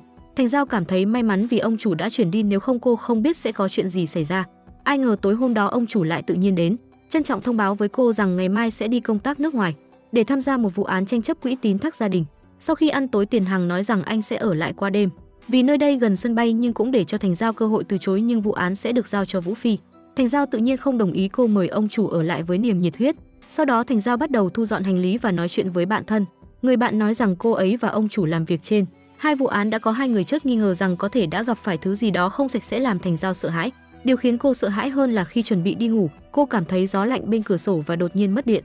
Cô sợ hãi chạy vào phòng của Tiền Hằng rồi giả vờ hỏi về vấn đề pháp luật để nói chuyện với anh. Kết quả là Tiền Hằng phát hiện bí mật trên điện thoại của cô, đó là biệt danh cô đặt cho anh là đồ ngốc thúi. Thành Giao cảm thấy ngượng ngùng nhận ra rằng việc đặt biệt danh lung tung mang lại hậu quả nghiêm trọng nếu sếp là một kẻ biết ảnh đẹp. Để không bị đuổi ra ngoài, cô chỉ có thể nói thật rằng mình sợ tối. Tiền Hằng cuối cùng cho phép cô ở lại nhưng Thành Giao vẫn khó ngủ, liên tục nói chuyện với anh. Cô nói rằng mình trở thành luật sư để giúp chị gái mình lấy lại công bằng. Tiền Hằng đoán rằng cô muốn đánh bại Đặng Minh trên tòa. Tiền Hằng tuyên bố cô đánh bại anh thì không có cửa, nhưng đánh bại anh ta thì không vấn đề. Thành Giao xin anh giúp đỡ thì được anh nói rằng trong 2 năm tới yêu cầu duy nhất của anh đối với cô là đừng kết hôn, đừng yêu đương và dùng hết thời gian cho công việc. Thành Giao phản hồi dù có một người đàn ông đặt trước mặt cô cũng không được rung động. Tiền Hằng lạnh lùng chốt câu đi ngủ thôi. Khi Thành Giao đi công tác gặp khách hàng ở nơi khác, không ngờ rằng đối phương lại là một kẻ bẩn thỉu và không được sạch sẽ như vẻ bề ngoài. Đường tổng tiến lên và bắt tay Thành Giao với những cử chỉ thân mật. Tiền Hằng nhận ra và nói Đường tổng, chúng ta nên tiết kiệm thời gian. Mặc dù lần này có Tiền Hằng giúp đỡ cô thoát hiểm nhưng đối phương vẫn không từ bỏ ý định xấu xa của mình. Trong giờ nghỉ, trợ lý của Đường tổng mời Thành Giao đến phòng họp để giúp sắp xếp tài liệu. Cô nhớ rằng Tiền Hằng đã nhắc nhở cô không nên đi gặp Đường tổng một mình, nhưng lần này cô chỉ gặp trợ lý thôi nên nghĩ là sẽ không sao. Tuy nhiên khi đến phòng họp, cô phát hiện Đường tổng cũng ở đó và trợ lý là người biết nhìn mặt mũi xử lý công việc. Anh ta đã được ông chủ sai đi lấy tài liệu và nhanh chóng quay lại, nhưng ngay sau khi anh ta rời khỏi phòng họp, anh đã chốt khóa cửa. Sau đó Đường tổng bắt đầu màn trình diễn rất tệ của mình, giả vờ làm ra rẻ cuộc sống bất ổn nên tấm lưng không bao giờ ổn, yêu cầu Thành Giao giúp kết nối nguồn điện vì sắp cần chiếu một số tài liệu. Mặc dù Thành Giao có nghi ngờ nhưng vì đối phương là khách hàng với hợp đồng giá trị hàng tỷ nên cô không muốn từ chối, vì sợ việc nhỏ này khiến khách hàng không hài lòng. Tuy nhiên sự nhượng bộ lần này của cô đã khiến Đường tổng càng không giữ nổi con thú trong người ông ta. Luật sư nhỏ, cô đừng căng thẳng nhé, tôi cần một tia sáng để sưởi ấm mình và cô chính là tia sáng đó. Hãy để ánh trăng trắng của cô rải rác khắp nơi trên tôi. Nghe những lời ẩn dụ không sạch sẽ này khiến Thành Giao bức xúc đẩy ông ta ra. Mặc dù cú đánh khuỷu tay của Thành Giao hết sảy con bà Bảy, nhưng ai ngờ tên khốn ấy sau khi bị đánh vẫn không chịu dừng lại, thậm chí còn yêu cầu Thành Giao tiếp tục đánh ông ta và hứa hẹn một cái tát được thưởng 100.000 nhân dân tệ. Trong cơn hoảng loạn, Thành Giao đã bỏ lỡ cơ hội kinh doanh lớn này, chỉ kịp nhanh chóng đá ông ta ra, sau đó cầm điện thoại lên trước mặt và quay phim. Rất may nhờ sự nhanh trí, Thành Giao đã thoát khỏi bàn tay quỷ của đối phương. Khi trở về phòng nghỉ, cô ngay lập tức đăng tải video để phơi bày bộ mặt xấu xa của Đường tổng. Lúc này Tiền Hằng đột ngột gõ cửa mang theo một số tài liệu cho cô xem. Thành Giao với đôi mắt đỏ hoe đã làm Tiền Hằng nhận ra điều gì đó bất ổn. Thành Giao không muốn làm Tiền Hằng lo lắng vì mình và cũng không muốn anh mất đi thương vụ này. Nhưng lúc đó video mà cô vừa tải lên bất ngờ tự phát, Tiền Hằng cũng biết được toàn bộ sự việc. Anh tức giận mất quyền kiểm soát dẫn Thành Giao đi đòi công bằng. Cứ thế anh đánh tên khốn Đường tổng bầm dập, thậm chí hủy hợp đồng ngay tại chỗ. Thành Giao cũng cảnh báo Đường tổng nếu ông ta có bất kỳ hành động nào nhằm vào Tiền Hằng, cô sẽ đăng tải video lên mạng để cộng đồng mạng dè bỉu đàm tếu và phong sát ông. Tiền Hằng hoàn toàn phớt lờ cảnh báo của cô. Anh tiến đến và dằn mặt hắn bảo muốn trả thù thì hãy đến với tôi, chưa có ai kiện tôi thắng cả. Sự mạnh mẽ của Tiền Hằng thực sự rất ấn tượng. Anh nắm tay Thành Giao và dẫn cô đi, sau đó Tiền Hằng tức giận dạy dỗ Thành Giao, ở đây với tôi, cô không cần phải nhẫn nhịn bất cứ ai. Nếu có ai quấy rối cô hãy tát họ một cái, không quan trọng họ là khách hàng trị giá hàng 10 tỷ hay hàng trăm tỷ. Nếu cô không đánh lại được cô hãy nói với tôi sẽ giúp cô đánh. Những lời căng cực của Tiền Hằng khiến cô cảm động. Trước khi quay lại phòng, cô hỏi một câu đã ấp ủ từ lâu. Tại sao anh lại đối xử tốt với một người chỉ là công cụ như tôi vậy? Anh không phải mời tôi vào quân hàng chỉ vì tôi biết nấu ăn và có thể làm cho anh ngủ được sao? Bây giờ Tiền Hằng mới hiểu ra và cũng nhận ra lý do tại sao thái độ của cô gần đây trở nên lạnh nhạt. Anh giải thích rằng cô đối với anh là một nhân viên rất quan trọng, bảo cô đừng đánh giá thấp vị trí của mình trong lòng anh. Thành Giao hiểu rằng cô quan trọng. Tiền Hằng rất quan tâm đến từ công cụ này, giả vờ hỏi Ngô Quân liệu anh có coi mình chỉ là công cụ kiếm tiền không? Câu trả lời của Ngô Quân khiến Tiền Hằng xịt keo cứng ngắt. Làm sao tôi có thể đối xử với anh lạnh lùng và vô tình như vậy? Tuy nhiên Tiền Hằng vẫn rút ra phương pháp dùng tấm lòng chân thành để bù đắp cho tâm hồn bị tổn thương của Thành Giao. Vì vậy sáng hôm sau khi Thành Giao vừa đến nhà hàng, cô thấy một bàn đầy đồ ngọt. Sau đó anh còn cho cô đưa ra một yêu cầu như một cách bù đắp cho sự sợ hãi mà cô đã trải qua ngày hôm trước. Anh không ngờ rằng yêu cầu của Thành Giao lại là đi đến một công viên giải trí trẻ con. Tiền Hằng cho rằng một nơi trẻ con như thế không hợp với phong cách quý ông của anh. Việc lãng phí một ngày ở một nơi vô nghĩa như thế không khác gì việc ném tiền xuống biển. Thành Giao phản bác nhưng anh vừa mới nói sẽ đáp ứng mọi yêu cầu của tôi mà. Cô mở đoạn ghi âm trước đó cho anh nghe, vì thế Tiền Hằng kiêu ngạo làm việc theo nguyên tắc chỉ còn cách phải đồng ý. Trong quá trình này, tình cảm của Thành Giao dành cho Tiền Hằng đang dần nảy mầm và phát triển nhanh chóng. Hai người cùng chơi trò bắn súng hơi và giành được một con gấu bông to. Trong khi Thành Giao hy vọng sẽ tiếp tục làm việc cùng Tiền Hằng mãi mãi, không ngờ anh lại giới thiệu cho cô một nơi có núi, có nước thú vị hơn cả công viên giải trí, nói rằng lần tổ chức tiếp theo sẽ đến đó. Thành Giao vui mừng quên lối nói một câu khiến Tiền Hằng cũng cạn lời. Vậy tôi phải làm việc thật tốt, biết đâu lại có một chút phiêu lưu tình ái. Hóa ra trong đầu cô suốt ngày toàn là những suy nghĩ nhạy cảm như vậy à. Quay về viết một bản kiểm điểm 5.000 từ. Thành Giao phàn nàn cô là một cô gái độc thân mơ mộng một chút có sao đâu. Anh chỉ là ông chủ của tôi, anh quản được chăng? Tiền Hằng đáp tất nhiên tôi quản được vì cô quan trọng với tôi. Thành Giao nhìn anh bằng đôi mắt to tròn và gương mặt xinh xắn của mình, cả người đều sững sờ. Một lúc sau mới lấy cớ đi vệ sinh để trốn vào nhà tắm, rồi tự nhủ với mình rằng lời nói của Tiền Hằng không liên quan đến tình yêu, tất cả chỉ là lứa rồi và đó chỉ là sự bảo vệ của một ông chủ dành cho nhân viên của mình. Tiền Hằng cũng tự nhủ việc yêu cầu cô viết kiểm điểm là cách ông chủ bảo vệ nhân viên của mình. Cuối cùng họ trở lại khách sạn nơi họ đang nghỉ. Mặc dù Thành Giao pha cà phê để làm hài lòng Tiền Hằng, anh vẫn bảo cô viết kiểm điểm. Sau một ngày vui chơi mệt mỏi, cô đã ngủ gục khi đang viết. Tiền Hằng phát hiện ra điều này, lấy một tấm chăn đắp lên cô, nhưng không ngờ lại chứng kiến một cảnh tượng hài hước. Hình ảnh nghiêm túc của ông chủ lập tức tan vỡ. Điều kỳ lạ hơn nữa là Tiền Hằng, người thường xuyên mất ngủ, thường cần nghe bản nhạc ru của Thành Giao mới ngủ được, nhưng lần này chỉ cần nhìn cô đã bắt đầu buồn ngủ ngay. Sáng hôm sau, Thành Giao nghe được tin tốt. Vụ án mà Quân Hằng bị Bạch Tinh Manh buộc tội đã thắng, nhưng khi trở về thành phố của mình, cô lại nghe tin xấu từ Ngô Quân. Đường tổng đã khiếu nại họ với hiệp hội luật sư. Thành Giao muốn nói về những gì cô đã trải qua, nhưng Tiền Hằng không cho cô nói, chỉ nói rằng hợp đồng với Đường tổng là do chính anh từ chối. Ngô Quân liền mắng mỏ anh là bị ai làm phép mà thành ra thế này. Tiền Hằng nói sẽ bồi thường cho anh. Ngô Quân lạnh lùng quay người rời đi. Thành Tích vừa tan làm về nhà, không ngờ lại gặp phải sự quấy rối của chồng cũ. Lời nói của anh ta khiến người ta cảm thấy khó chịu. Mặc đẹp thật đấy, chắc là đi hẹn hò bí mật đúng không, đã hơn 30 tuổi lại còn ly hôn một thân một mình. May mắn thay, Thành Tích đáp trả mà không hề thua kém, rất đã cái nư. Tôi là độc thân, bây giờ tôi hẹn hò với bất kỳ ai cũng là quyền lợi chính đáng của tôi. Bây giờ anh thua thiệt trong hôn nhân lại quay đầu quấy rối tôi, anh không cảm thấy mình đáng ghét sao?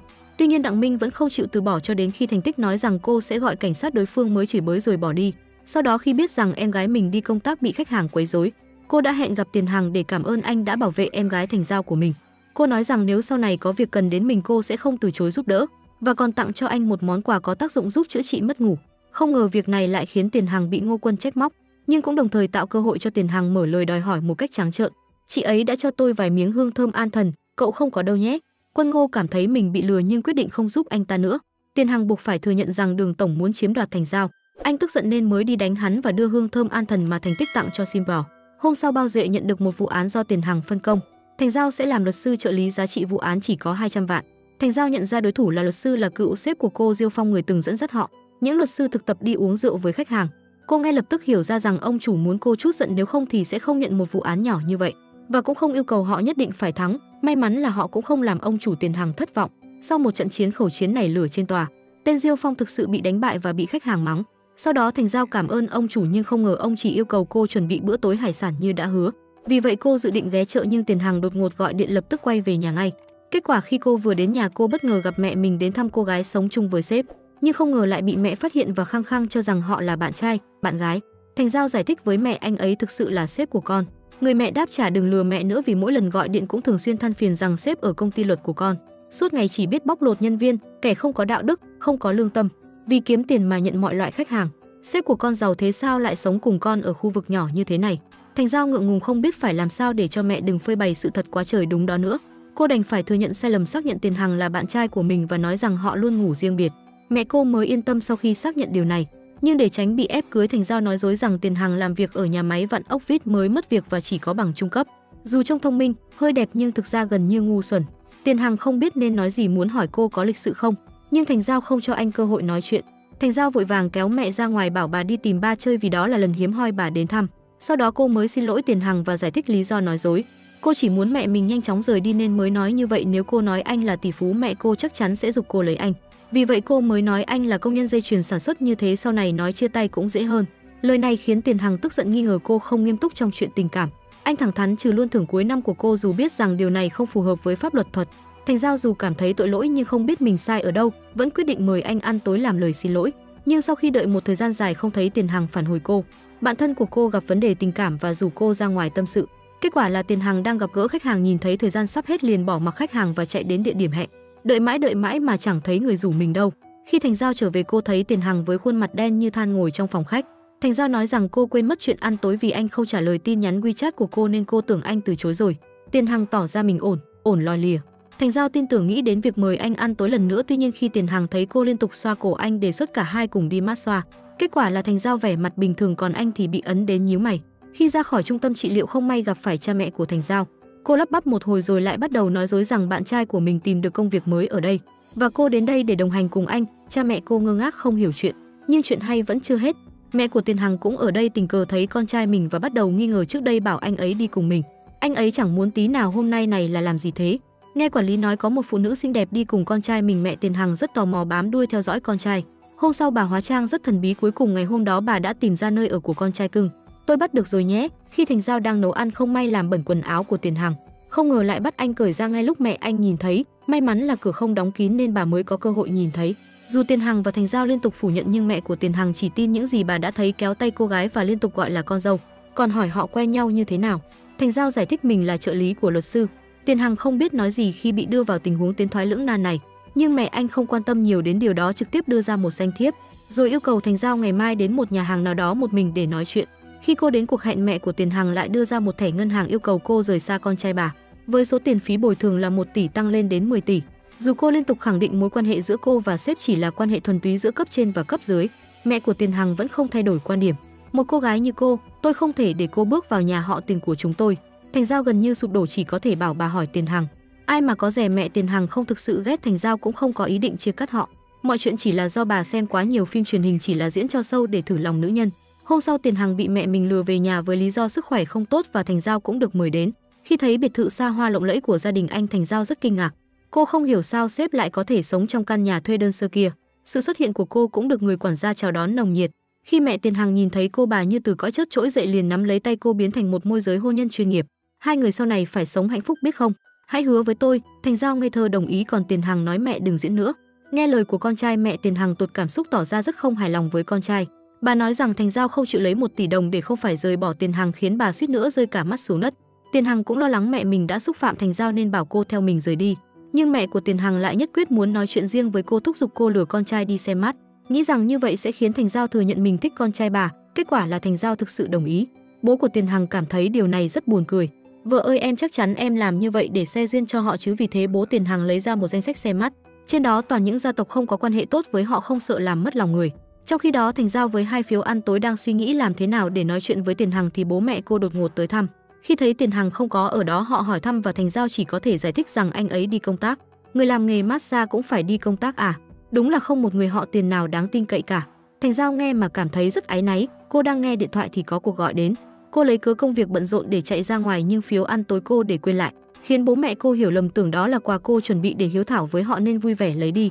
Cho đến khi Thành Giao nói với Tiền Hằng rằng cô sẽ mời anh ăn tối vào cuối tuần, cô mới phát hiện phiếu ăn tối đã mất. Tiền Hằng không quan tâm lắm, dù sao anh cũng lắm tiền và trong lòng còn hơi vui vẻ vì được mời đi ăn và anh là người trả tiền. Anh quay trở lại phòng và lên mạng mua mới. Tuy nhiên đến cuối tuần Tiền Hằng đến nhà hàng sớm và phát hiện mình đã bị lừa. Càng xấu hổ hơn là còn bị bố mẹ Thành Giao bắt gặp ngay tại chỗ. Tiền Hằng, cậu không phải đi công tác sao? Sao cậu lại có tiền mặc đẹp thế? Lại còn đến nơi sang trọng như thế này nữa. Cô gái lên tiếng, các người làm phiền cuộc hẹn hò của tôi rồi. Bố của Thành Giao tức giận mắng người yêu của con gái. Khốn khiếp, cậu có lương tâm không? Thành Giao vất vả kiếm tiền nuôi anh ăn mặc mà anh lại đằng sau lưng cô ấy phung phí như vậy. Đẹp bên ngoài nhưng bên trong thối nát. Tiền Hằng bị mắng rồi xả. Anh chưa định hình được chuyện gì đang xảy ra thì người phụ nữ bên cạnh mắng anh. Quả nhiên là kẻ ăn bám đi ăn với anh, thật lãng phí thời gian của tôi. Thành Giao sớm nhận được cuộc gọi từ bố mẹ yêu cầu cô chia tay với Tiền Hằng. Tiền Hằng trở về nhà và gần như đầu tăm mặt tối. Từ tổng giám đốc độc đoán, đẹp trai, lạnh lùng, lịch lãm biến thành kẻ mất danh dự, yếu đuối và ăn bám. Biết rằng đối phương bị mắng mỏ thậm tệ, Thành Giao cảm thấy rất áy náy khi Tiền Hằng đến hỏi tội. Cô vội vàng giải thích rằng mình không dám chọc giận mẹ của sếp. Tiền Hằng thở dài bảo cô sau này cứ việc chọc giận. Thành Giao với tính cách nhẹ nhàng, yếu đuối của mình thực sự không có can đảm làm vậy. Rất nhanh sau đó cô lại bị mẹ của Tiền Hằng mời gặp mặt. Bà ấy với màn trình diễn như siêu sao của mình đã nhanh chóng làm Thành Giao mềm lòng với những giọt nước mắt và nước mũi. Cô gái đi xem mắt với Tiền Hằng nói rằng anh ấy không hề thích phụ nữ. Cô sống chung với Tiền Hằng không phát hiện ra bất kỳ dấu hiệu nào sao? Thành Giao thực sự không nhận ra sếp có vấn đề. Mẹ của Tiền Hằng vẫn không yên lòng, nài nỉ Thành Giao giúp bà thử thách xem sao, còn đưa cô một túi công cụ để điều tra. Kết quả là Thành Giao lại rơi vào bẫy.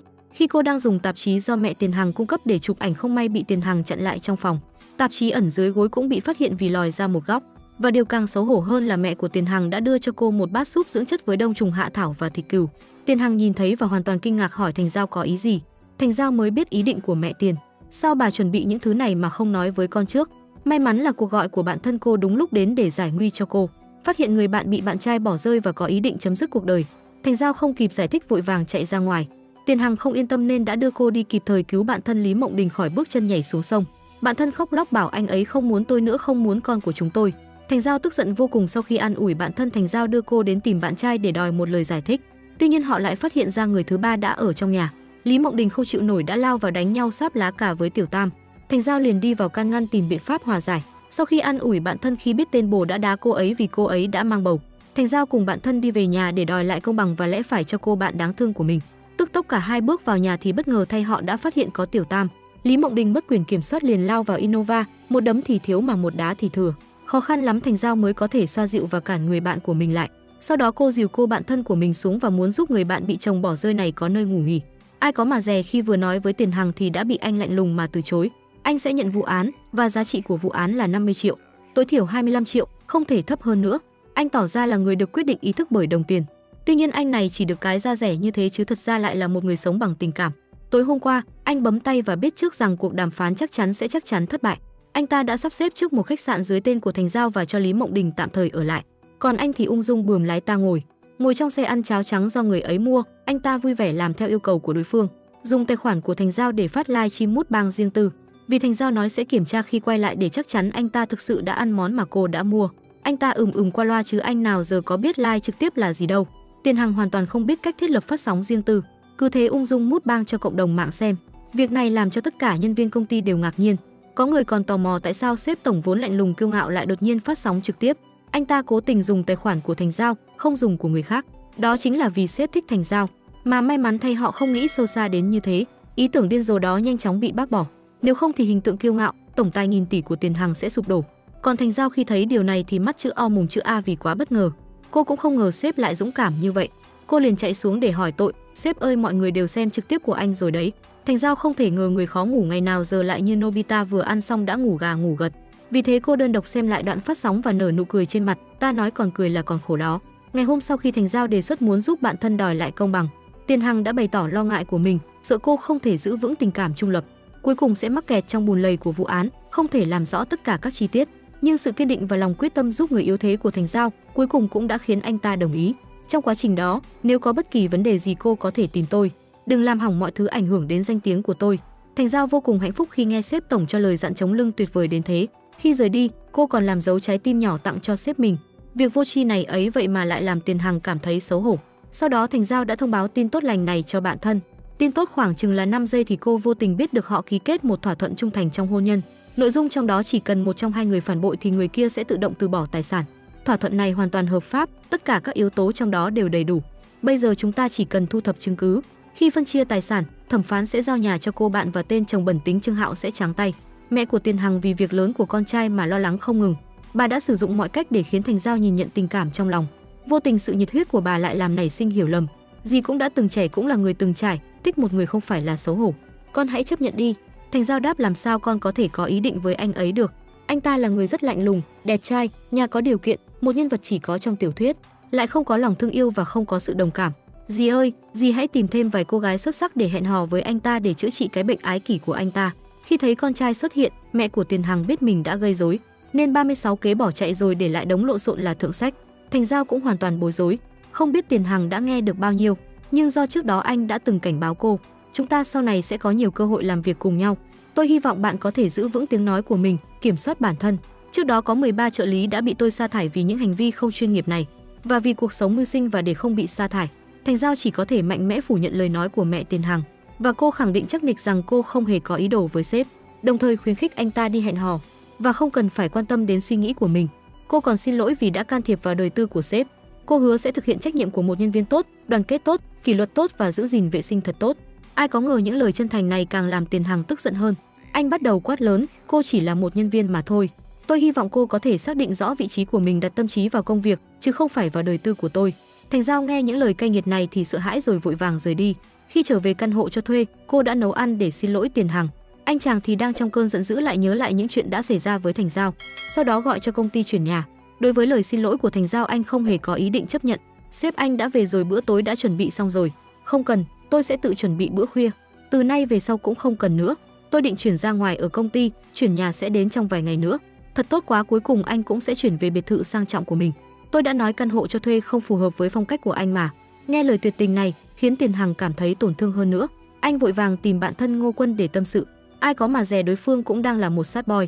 Sau khi bị chồng cũ quấy rối, Thành Tích đã lén ghi âm và sau đó gửi cho hiệp hội luật sư. Việc này khiến cho Đặng Minh mất cơ hội tranh giải cán cân vàng. Kết quả là Đặng Minh tức giận đến tìm Thành Tích để hỏi tội. Khi rời đi còn bảo Thành Tích phải chăm sóc tốt cho mình và em gái. Lời đe dọa của tên chồng cũ thối tha khiến Thành Tích cảm thấy sợ hãi vô cùng. Ngay lập tức liên hệ với môi giới bất động sản để đổi nhà. Và đối với sự xuất hiện của Ngô Quân, cô chọn cách tránh mặt, bảo anh ta không nên lại tìm mình nữa. Nhưng điều cô không nói ra là cô không muốn Ngô Quân bị liên lụy. Hai người đàn ông đau khổ trong chuyện tình cảm này, cuối cùng chỉ trò chuyện ủ rũ, không thể tìm được câu trả lời hữu ích, cũng không giải quyết được vướng mắc trong lòng. Vì vậy khi hai người bạn cùng phòng có tình cảm với nhau, họ vô tình gặp nhau nhưng chỉ là lướt qua nhau mà không nói một lời. Sếp kiêu ngạo đón chào sinh nhật 30 tuổi của mình, không ngờ lại nhận được một món quà đặc biệt. Khi mở hộp quà và thấy tờ giấy bên trong, anh ta hoàn toàn bị sốc. Em yêu anh, em muốn sinh con cho anh. Tiền Hằng hiểu ra chắc chắn là sự ra đi của mình đã khiến Thành Giao không nỡ nên mới dũng cảm như vậy. Trước đây Thành Giao luôn cố gắng che giấu tình cảm dành cho Tiền Hằng, khẳng định sẽ thực hiện tốt vai trò của một nhân viên, khiến Tiền Hằng tức giận, quyết định liên hệ công ty chuyển nhà. Nhưng đến ngày chuyển nhà, anh ta lại vô cùng luyến tiếc, chờ mãi không thấy Thành Giao quay lại giữ mình. Cuối cùng anh ta đành chuyển về biệt thự xa hoa của mình, nhưng ở nơi đó anh ta không cảm nhận được chút ấm áp nào. Điều duy nhất an ủi anh là gấu bông mà anh đã lấy lại từ Thành Giao, nhưng việc ôm nó quá lâu cũng khiến anh cảm thấy chán đời, mà không biết rằng chính vì Thành Giao sợ không nỡ để anh ra đi nên mới ở ngoài đến tận khuya. Khi quay trở về và thấy căn phòng của Tiền Hằng trống trải, Thành Giao cảm thấy lòng mình không được thoải mái, đồ ăn đêm cũng không còn ngon nữa, xem phim truyền hình cũng không còn hứng thú. Ngày hôm sau đi làm, Tiền Hằng phát hiện Thành Giao mang cơm đến công ty, anh liền lập tức nghĩ ra một cảnh tượng lãng mạn như trong phim với người phụ nữ say đắm không rời bỏ người tình. Nhớ lại cảnh Thành Giao mời anh ăn cơm, đồng nghiệp nói cô làm một mình nhiều thế này ăn hết được không? Thành Giao vô tình làm nhiều quá, còn có sườn món Tiền Hằng thích nhất. Tiền Hằng lúng túng một hồi, cuối cùng nảy ra một ý tưởng bảo Thành Giao đi công tác giành lại thức ăn của mình. Ai có mà dè Thành Giao lại đưa cơm cho bao duệ. Tiền Hằng dùng kế sách của mình chiếm lại hộp cơm. Khi về nhà anh ngồi ăn ngon lành. Những biểu hiện bất thường của anh sau khi chuyển về biệt thự cũng khiến Ngô Quân cảm thấy lạ lùng. Bạn thân không khỏi nghi ngờ anh yêu rồi à? Tiền Hằng chối bỏ, làm sao có thể. Ngô Quân an tâm rồi, vừa muốn bạn thân sống tốt vừa sợ bạn thân mất cảnh giác. Và lúc này hình bóng Thành Giao đã nảy ra trong đầu anh. Thành Giao thấy Ngô Quân đăng một bài giới thiệu quà tặng trên dòng bạn bè. Cô đã chọn một món đồ trong đó, còn nhờ Ngô Quân đặt giúp một cái, nói là để tặng cho giáo viên. Nhưng Ngô Quân không tin đó là sự thật, nghi ngờ Thành Giao đang yêu đương nên muốn Tiền Hằng theo dõi cô để đề phòng cô bị lừa. Sau đó anh ta còn xin Tiền Hằng chìa khóa dự phòng của biệt thự và lập một nhóm mới thông báo rằng cuối tuần sau là sinh nhật của Tiền Hằng, mọi người sẽ cùng nhau đến nhà anh ấy mừng. Không ngờ Tiền Hằng lại từ đó trải qua cảm giác từ thiên đàng xuống địa ngục. Thành Giao có chuyện muốn trao đổi trực tiếp với anh. Tiền Hằng hỏi là chuyện công việc cần tìm anh sao? Anh cho rằng anh không sẽ quay về, dù cô có ăn mặc đẹp đến mấy cũng vô ích. Thành Giao nói sếp anh hiểu lầm rồi. Nghe lời nói tuyệt tình này khiến Tiền Hằng hoàn toàn sững sờ. Khi đưa đồng nghiệp vào, anh ta vẫn tỏ ra không vui. May mắn là Tiền Hằng vẫn có tờ giấy tỏ tình của Thành Giao để an ủi. Trong khi đó, Ngô Quân cùng mọi người đã đến và tham quan biệt thự của Tiền Hằng. Cuộc sống của người giàu thì cũng đã he, đến cả nướng thịt mà cũng phải nhờ đến đầu bếp 5 sao đứng nướng. Trời nắng nóng thế này, giữa trưa trên bãi cỏ lớn, ai nghĩ ra ý tưởng BBQ lớn thế này chứ? Hôm qua trời còn mát mẻ mà không biết hôm nay sao trời lại nóng thế. Vị tổng giám đốc có tài sản lên đến hàng nghìn tỷ, ấy vậy mà trong ngày sinh nhật mình lại nhận được một món quà không có giá trị. Nhưng thứ đó trong mắt anh nó lại quý giá hơn bất cứ thứ gì, vì nó cho anh thấy được tình cảm thật sự của người trong lòng. Em yêu anh, em muốn sinh con cho anh. Anh quyết định tỏ tình với cô nhưng không có kinh nghiệm làm anh không biết phải mở lời như thế nào. Trong ngày sinh nhật của mình, anh đã thử lòng cô để có thể xác định Thành Giao có tình cảm với mình. Lúc đó anh tìm cớ để Thành Giao sửa một hợp đồng hôn nhân của khách hàng rồi cầm một quyển sách giả vừa đọc, nhưng thực chất là quan sát biểu hiện của cô. Tuy nhiên sự hiện diện của anh khiến Thành Giao cảm thấy không thoải mái. Cô bảo anh hãy đi cùng đồng nghiệp mừng sinh nhật. Trong mắt Tiền Hằng đây chính là biểu hiện của sự quan tâm từ Thành Giao, như lời nói tiếp theo của cô lại khiến anh cảm thấy xấu hổ. Xếp quyển sách của anh đang cầm ngược đấy, bìa sách bị lật ngược rồi. Sau đó Ngô Quân đề xuất chơi trò chơi trốn tìm. Ai tìm thấy Tiền Hằng đầu tiên sẽ được thưởng 10.000 nhân dân tệ. Mọi người vui vẻ, háo hức bắt đầu tìm kiếm khắp biệt thự xa hoa. Chỉ có Thành Giao nhớ lại lời Tiền Hằng từng nói rằng anh có một biệt thự và thường xuyên ngồi trên sân thượng uống cà phê để thư giãn. Vì vậy cô lên sân thượng và quả nhiên tìm thấy Tiền Hằng ở đó. Dù anh trốn đến tận cùng trời đất em cũng sẽ tìm thấy anh. Tiền Hằng cảm động, cũng hiểu rằng cô chính là một nửa định mệnh của mình. Anh liền cho cô một điều ước, muốn cô công khai tỏ tình với mình. Do cô tìm thấy tôi đầu tiên, cô có thể ước một điều gì đó với tôi. Bất cứ điều gì, những điều trước đây không dám nói, không dám làm bây giờ đều có thể. Thành Giao nói tôi muốn tăng lương. Tiền Hằng tụt cảm xúc nói cô đi ngủ đi và trong mơ có tất cả mọi thứ. Sau đó Thành Giao và đông đảo đồng nghiệp tổ chức mừng sinh nhật cho sếp. Không ngờ chỉ uống vài chai rượu thì cô đã nói làm nhảm về những chuyện xấu hổ của sếp bá đạo của mình. Các bạn có biết không, lần đầu tiên tôi gặp sếp tôi cứ nghĩ anh ấy không phải người tử tế. Tôi còn tự hỏi người có cấp bậc nào mà có mức lương theo giờ cao thế. Sau khi làm việc với anh tôi mới nhận ra anh xứng đáng. Dù tốn bao nhiêu tiền tôi cũng sẵn lòng trả, không có sự quái dị của anh tôi không thể phát triển nhanh như vậy. Một ly cho anh chúc mừng sinh nhật. Tiền Hằng chớt lặng khi bị ly bia đổ vào bộ vest đắt tiền của mình. Nhưng nghĩ đến việc đối phương muốn sinh con cho mình thì anh quyết định gượng ép mà tha thứ cho cô. Ai ngờ vừa thay đồ xong ra ngoài lại thấy Thành Giao thì thầm bên tai anh bạn thân khiến Tiền Hằng cảm thấy ghen tị. Ngô Quân lại đây một chút. Làm đối tác, cậu phải giữ khoảng cách an toàn với nhân viên. Lưu ý lời nói khi giao tiếp, đặc biệt là với nhân viên nữ hiểu chứ. Một số nhân viên cô ấy đã có người trong lòng. Ngô Quân nghe mà hoang mang không hiểu Tiền Hằng đang muốn ám chỉ điều gì. Cuối cùng không còn cách nào khác ngoài việc bảo anh ta uống ít rượu hơn để tránh làm hại đến não. Đêm hôm đó, mặc dù Tiền Hằng và Thành Giao chưa tiến triển gì nhưng Phi Vũ và Đàm Dĩnh lại đến với nhau. Hai người dưới tác động của rượu đã thổ lộ tình cảm với nhau và ngọt ngào hôn nhau say đắm. Còn Tiền Hằng tổng tài lắm tiền nhiều của thì lại một mình cô đơn và lạnh lẽo, chỉ có thể tìm niềm an ủi trong giấc mơ. Anh bảo Thành Giao đi ngủ, nói rằng trong mơ có mọi thứ, và quả nhiên anh đã nhận được mọi thứ mình mong muốn. Trong mơ màn hình bóng Thành Giao lại xuất hiện rõ ràng xinh đẹp tuyệt trần. Em sao lại đến đây? Em muốn sinh con cho anh, không phải hơi nhanh sao? Khiến anh vội vàng kéo lại, nhưng kết quả là ngã xuống giường. Tỉnh dậy mới nhận ra chỉ là giấc mơ, còn Thành Giao cũng tỉnh giấc vào lúc này. Nhớ lại những lời đã nói khi say rượu trong ngày, cô không khỏi lo lắng và hoang mang, lo sợ rằng ngày mai sẽ bị Tiền Hằng đối xử không tốt và có thể bị sa thải. Tuy nhiên Tiền Hằng không chỉ không có ý định sa thải cô, mà anh còn trông đợi vào những động thái tiếp theo của cô. Anh chờ đến nỗi gần như không chịu nổi, nhưng Thành Giao không có ý định tỏ tình trực tiếp. Vì thế Quân Tử cũng chỉ có thể chủ động ra tay. Do cô gần đây làm việc rất chăm chỉ và hôm nay tôi rảnh, tôi sẽ cho cô cơ hội ăn một bữa ngon. Cảm ơn sếp nhưng hôm nay tôi có chút việc không thể đi ăn ngoài được. Bề ngoài Tiền Hằng tỏ ra không quan tâm nhưng thực sự trong lòng anh rất buồn. Anh không biết rằng Thành Giao thực sự có việc rất quan trọng cần giải quyết. Bạn thân của cô Lý Mộng Đình đến cơ quan dân chính để kiểm tra, phát hiện ra giấy chứng nhận kết hôn của cô với Trương Hạo là giả. Như vậy hợp đồng hôn nhân của họ trở nên vô hiệu và không có chứng cứ để tố cáo Trương Hạo làm giả tài liệu. Bởi anh ta có thể nói rằng giấy chứng nhận đó do chính Lý Mộng Đình làm ra. Hơn nữa căn nhà mà họ mua khi kết hôn, gia đình Trương Hạo đã đóng góp 2.500.000 nhân dân tệ, nhưng có 1 triệu là vay mượn từ người khác. Và lúc đó Lý Mộng Đình là người ký vào hợp đồng. Bây giờ Trương Hạo từ chối trả khoản nợ đó. Người cho vay đã đến tìm Lý Mộng Đình khiến cô suýt chút nữa sụp đổ. Mặc dù Thành Giao đã kịp thời an ủi bạn mình, nhưng cô cũng không nghĩ ra được giải pháp tốt nào để giải quyết vấn đề này. Không còn cách nào khác, cô chỉ có thể nhờ Tiền Hằng tư vấn vào ngày hôm sau. Vụ án này giờ đã trở nên rất bị động. Mộng Đình sắp sinh con, cô ấy rất cần căn nhà này nhưng lúc đó số tiền cô ấy đóng góp khá ít. Giờ đây lại còn có nợ nần chồng chất. Tiền Hằng chỉ một câu đã giải quyết được nỗi lo của cô. Anh nhanh chóng bảo Lý Mộng Đình yêu cầu người cho vay kiện cô. Như vậy có thể thông qua pháp luật xác định Lý Mộng Đình đã chi trả phần lớn trong quá trình mua nhà. Vì thế trong vụ án phân chia tài sản cô có thể thắng kiện, trả lại 1 triệu nhân dân tệ cho người cho vay và 500.000 cho Trương Hạo. Lý Mộng Đình có thể giành được căn nhà giá trị hiện đã lên đến hàng 10 triệu nhân dân tệ. Lý Mộng Đình cuối cùng cũng yên tâm, còn Thành Giao cũng vui mừng không nguôi. Tối hôm đó cô nấu vài món nhỏ để thưởng cho bản thân, còn đăng lên vòng bạn bè khoe khoang. Kết quả là Tiền Hằng đang ăn món ngoại đặc biệt nhìn thấy và lập tức cảm thấy món ăn trước mặt không còn hấp dẫn. Ngày hôm sau anh vội vàng tìm Ngô Quân để hỏi ý kiến. Sau khi cô gái tỏ tình với sếp nhưng không có bất kỳ hành động tiếp theo, sếp nóng lòng không chịu nổi nên giả vờ mình có một người bạn, hỏi ý kiến từ người bạn khác về tình huống này. Không ngờ người kia lại nghi ngờ. Người bạn đó chính là bản thân anh ta, làm anh ta tức giận đến nỗi phủ nhận liên tục 4 lần. Sao thế, tôi đã nói rồi đó, không phải là tôi, không phải tôi. Ngô Quân đành phải đi theo, ý anh ta nói rằng nếu phụ nữ không chủ động thì người bạn của anh ta nên chủ động. Hôm sau đến công ty anh ta liền hỏi nhân viên có ai gần đây đã tỏ tình với Tiền Hằng chưa. Tất cả mọi người đều ngơ ngác, thậm chí Thành Giao cũng cảm thấy tò mò. Không lâu sau đó Ngô Quân nhận được cuộc gọi từ một cửa hàng. Họ thông báo rằng họ đã giao nhầm hộp quà. Anh vội vàng đến báo cho Thành Giao thì ra hộp quà này được gửi nhầm cho luật sư. Tiền Hằng bí ẩn cuối cùng cũng được giải đáp. Ai cũng nói Thành Giao nhút nhát, không thể nào dám làm điều hoang dã như vậy. Tuy nhiên Tiền Hằng không hề biết chuyện gì đang xảy ra và vẫn đang suy nghĩ cách chủ động. Cuối cùng anh gọi cô đến văn phòng, ám chỉ rằng mình đã biết tâm ý của cô. Chúng ta có thể thảo luận về việc đó. Nhưng Thành Giao lại nghĩ anh đang nói về chuyện tăng lương, liền vui mừng không thôi. Từ nay về sau tôi sẽ luôn theo sát bước chân. Sếp bảo tôi đi về hướng đông, tôi sẽ không bao giờ đi về hướng tây. Lúc nào cũng coi sếp là trung tâm. Nhiệm vụ của tôi chỉ có một, làm cho sếp vui vẻ. Thấy anh ta vui vẻ như vậy, Thành Giao liền tranh thủ hỏi có thể tăng bao nhiêu lương cho mình. Tiền Hằng mới hiểu ra hai người nói chuyện nửa ngày mà lại không hiểu nhau, tức giận đến nỗi đuổi Thành Giao ra khỏi phòng. Trở lại chỗ làm việc, Thành Giao càng nghĩ càng thấy lạ, không khỏi nghi ngờ mình thực sự đã gửi nhầm quà. Vì vậy cô chạy đến xác nhận với Tiền Hằng lời trên thẻ.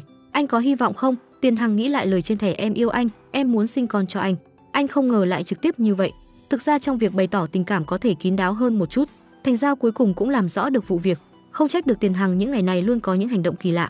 Để lấy lại món quà đó, cô tận dụng cơ hội gửi tài liệu đến nhà Tiền Hằng, mở hộp quà và nhìn thấy dòng chữ trên thẻ. Cô hoàn toàn kinh ngạc, vậy ra sếp những ngày này lạ lạ là vì món quà này. Nhưng còn có tình huống xấu hổ hơn ở phía sau. Cha mẹ của Tiền Hằng đúng lúc này đến nhà con trai để sắp xếp phong thủy. Thành Giao nghe thấy tiếng nói của họ hoảng sợ trốn sau rèm cửa. Chẳng ngờ ngay khi mẹ Tiền Hằng vừa đặt xong một vật phong thủy, cảm thấy rèm cửa cản trở tầm nhìn, bà tiến lại và kéo ra lộ ra Thành Giao đang trốn trong đó. Cô nhanh chóng giải thích mình đến đây để gửi tài liệu cho sếp. Cô chỉ muốn lẻn vào nhà sếp định lấy lại hộp quà tỏ tình gửi nhầm. Ai có mà dè lại bị phát hiện bởi cha mẹ sếp, gây ra hiểu lầm lớn. Em yêu anh, em muốn sinh con cho anh.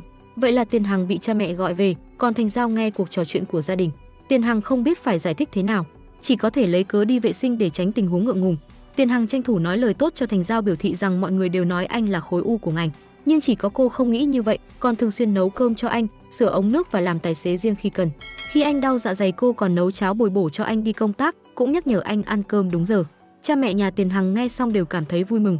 Khi Thành Giao bước ra, mẹ Tiền Hằng lấy chiếc vòng trên tay mình ra, không nói không rằng đã xỏ vào cổ tay Thành Giao.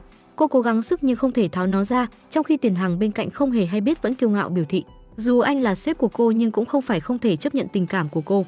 Thành Giao nghe xong cảm thấy hoang mang, nghĩ rằng Tiền Hằng đang đùa giỡn với cô. Anh đang trả đũa cô vì đã làm anh xấu hổ trong ngày sinh nhật. Về chuyện quà tặng kia tôi cần giải thích với anh một chút. Tiền Hằng cất giọng, không cần giải thích đâu. Không sao cả. Thành Giao cố giải thích là do nhà sản xuất làm nhầm quà tôi muốn tặng cho anh. Trên thẻ ghi dẫn em đến giàu sang, dẫn em bay cao. Nghe lời giải thích làm nhảm của đối phương, Tiền Hằng cảm thấy sững sờ. Người lạnh ngắt trong tiết trời oi bức, liệu giữa con người với nhau còn có tình yêu thật sự không? Lúc này Thành Giao nhận được cuộc gọi từ Ngô Quân hỏi về địa chỉ hiện tại của Thành Tích. Mặc dù chị gái đã dặn cô không được nói với Ngô Quân chuyện chị ấy chuyển nhà, nhưng Ngô Quân tình cờ thấy Thành Tích ở tòa án và phát hiện sau khi Thành Tích lên xe đi, Đặng Minh đã theo dõi cô. Thành Giao biết chuyện cũng không quan tâm nhiều, vội vàng nói ra địa chỉ của chị gái. Sau đó cô và Tiền Hằng cùng nhau vội vã đến đó. Tuy nhiên họ đến muộn một bước, còn Đặng Minh đã xông vào nhà Thành Tích. Lần này sau nhiều lần quấy rối không thành, anh ta đến nhà muốn dùng sức mạnh để nói chuyện. Mặc dù Thành Tích tìm cơ hội đá anh ta 2 cú khiến anh ta la hét đau đớn, nhưng sức người có giới thiệu, cô rơi vào tình huống nguy hiểm. Vào lúc này Ngô Quân mới vừa đến nơi, thấy thang máy dừng ở tầng cao. Trong lòng sốt ruột, anh chọn đi cầu thang bộ, thậm chí không may bị trẹo chân. Khi anh lết mình đến cửa nhà Thành Tích, anh nghe thấy tiếng kêu cứu từ bên trong. Ngô Quân ở ngoài hô to cháy cháy, có lửa, mau chạy đi. Đúng như dự đoán, Đặng Minh mắc bẫy khi mở cửa lại bị Ngô Quân đá. Không ngờ anh ta vẫn không chịu thua, còn muốn thử sức với Ngô Quân, nhưng cuối cùng lại bị đánh cho lên bờ xuống ruộng. Mặc dù trong nhà có camera giám sát có thể chứng minh hành vi của kẻ xấu, nhưng không hiểu sao Thành Tích lại không có ý định truy cứu. Ngô Quân đã an ủi cô một hồi lâu, Thành Giao và Tiền Hằng mới đến. Cô không hiểu quyết định của chị gái. Khi về nhà, Thành Giao đang nghĩ tại sao chị gái cô không báo cảnh sát nhỉ? Phải chăng vì cô ấy cảm thấy không có ai để dựa vào, muốn làm nhỏ chuyện lớn, hóa giải mọi thứ? Tiền Hằng nghĩ chị gái cô không báo cảnh sát rất có thể là vì cô ấy có kế hoạch khác. Thành Giao đang ăn cơm với người được sắp xếp hẹn hò tại nhà thuê của mình, nhưng bất ngờ Tiền Hằng, người đã chuyển đi, lại xuất hiện đột ngột. Chàng trai lạ này thổ lộ rằng đã thích cô từ lâu, khiến Thành Giao cảm thấy rất bối rối và có cảm giác như mình đã bị bắt quả tang. Trước đó vào ban ngày, Thành Giao nhận được cuộc gọi từ mẹ. Mẹ yêu cầu cô tham gia buổi hẹn hò được sắp xếp với đối tượng là con trai của bạn thân mẹ cô, tên là Tuyết Minh. Họ từng chơi với nhau khi còn nhỏ, nhưng Thành Giao liền tuyệt tình chối từ. Nào ngờ khi tan làm và về nhà, cô thấy Tuyết Minh đang đợi cô dưới tòa nhà. Vì vậy cô đành phải mời anh lên nhà vì lễ phép. Không ngờ việc mời anh ta lên nhà đã kéo dài tới bữa tối. Trong khi đó, Tiền Hằng do cấp dưới mang về một bó hoa lớn. Cô chỉ biết chuyện này khi nghe cuộc trò chuyện giữa cô và đồng nghiệp. Người ở quầy lễ tân nói rằng bó hoa được gửi cho Thành Giao có vẻ như là từ người bạn thân từ nhỏ của cô. Tiền Hằng cảm thấy tức giận với mọi người xung quanh mình. Anh mắng họ cho đã cái nư, dường như không cần phải làm việc nữa. Tiền Hằng trở về phòng trọ và đợi để nổi giận với mọi người. Nhưng không ngờ khi tỉnh dậy, anh lại bắt gặp họ ngay tại chỗ. Anh hỏi liệu có làm phiền họ không và nói rằng nếu họ không thích anh có thể rời đi. Nhưng thực tế thì anh vẫn ngồi yên không di chuyển, và còn ra lệnh cho Thành Giao lấy cho anh bát và đũa một cách tự nhiên. Trong khi Tuyết Minh đang nói chuyện, Tiền Hằng cố tình nói ngược lại và chọc ghẹo khiến Thành Giao cảm thấy như ngồi trên đống lửa. Cô chỉ có thể tìm cớ vào nhà vệ sinh để thoát khỏi tình huống khó xử này. Khi nhận thấy tình hình, Tuyết Minh tranh thủ cơ hội để hỏi Tiền Hằng liệu anh có thích Thành Giao không và tại sao lại cố tình chống đối anh.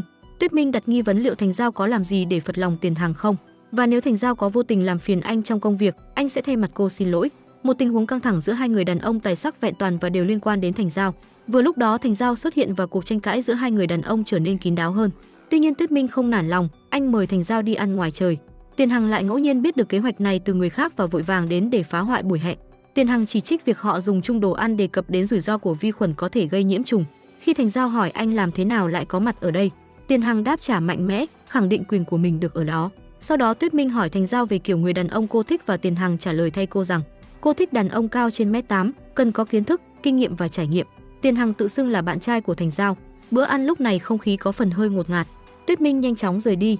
Mặc dù Thành Giao mong đợi Tiền Hằng sẽ tỏ tình với cô, nhưng anh lại bất ngờ ngừng tranh luận và không thể nói ra điều quan trọng.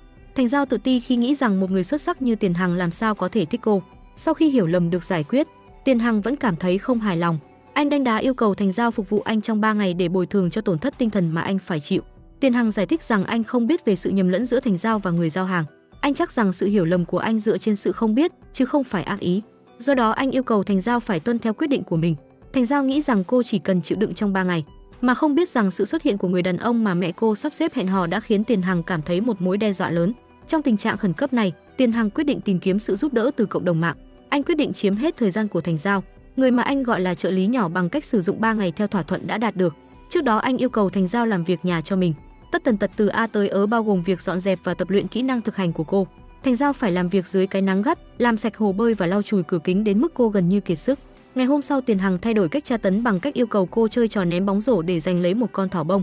Khi biết rằng cần tới 3.000 điểm để có thể nhận được thưởng, Thành Giao cảm thấy hoàn toàn kiệt sức và gần như ngất xỉu. Tiền Hằng nhìn cô một cách vô cảm, trong khi Thành Giao cố gắng ném bóng một cách nghiêm túc. Sau một ngày dài nỗ lực, cô gần như kiệt sức với đôi tay đau nhức, nhưng cuối cùng lại không nhận được bất kỳ phần thưởng nào. Vào ngày thứ 3, Thành Giao bị Tiền Hằng đánh thức sớm và yêu cầu cô đến biệt thự của anh để tiếp tục làm việc nhà. Đây là cách mà Tiền Hằng sử dụng để kiểm soát và chiếm hết thời gian của Thành Giao. Cô cay cú và bày tỏ sự bất mãn với việc phải làm việc nhà ở biệt thự xa hoa lộng lẫy của Tiền Hằng. Ở cái nhà có diện tích lớn khiến cô cảm thấy mệt mỏi vì đã phải ném bóng rổ cả ngày hôm trước. Sau khi hoàn thành việc làm sạch, Thành Giao nằm xuống trên ghế sofa để nghỉ ngơi thả hồn vào thanh tịnh. Bỗng Tiền Hằng phát hiện ra cô. Anh cố gắng giúp Thành Giao tìm một tư thế thoải mái hơn nhưng vô tình làm cô tỉnh giấc. Thành Giao cảm thấy rất bất công, hỏi tại sao cô phải làm việc như một con ngựa không được phép từ chối chỉ vì cô đã gửi nhầm món quà.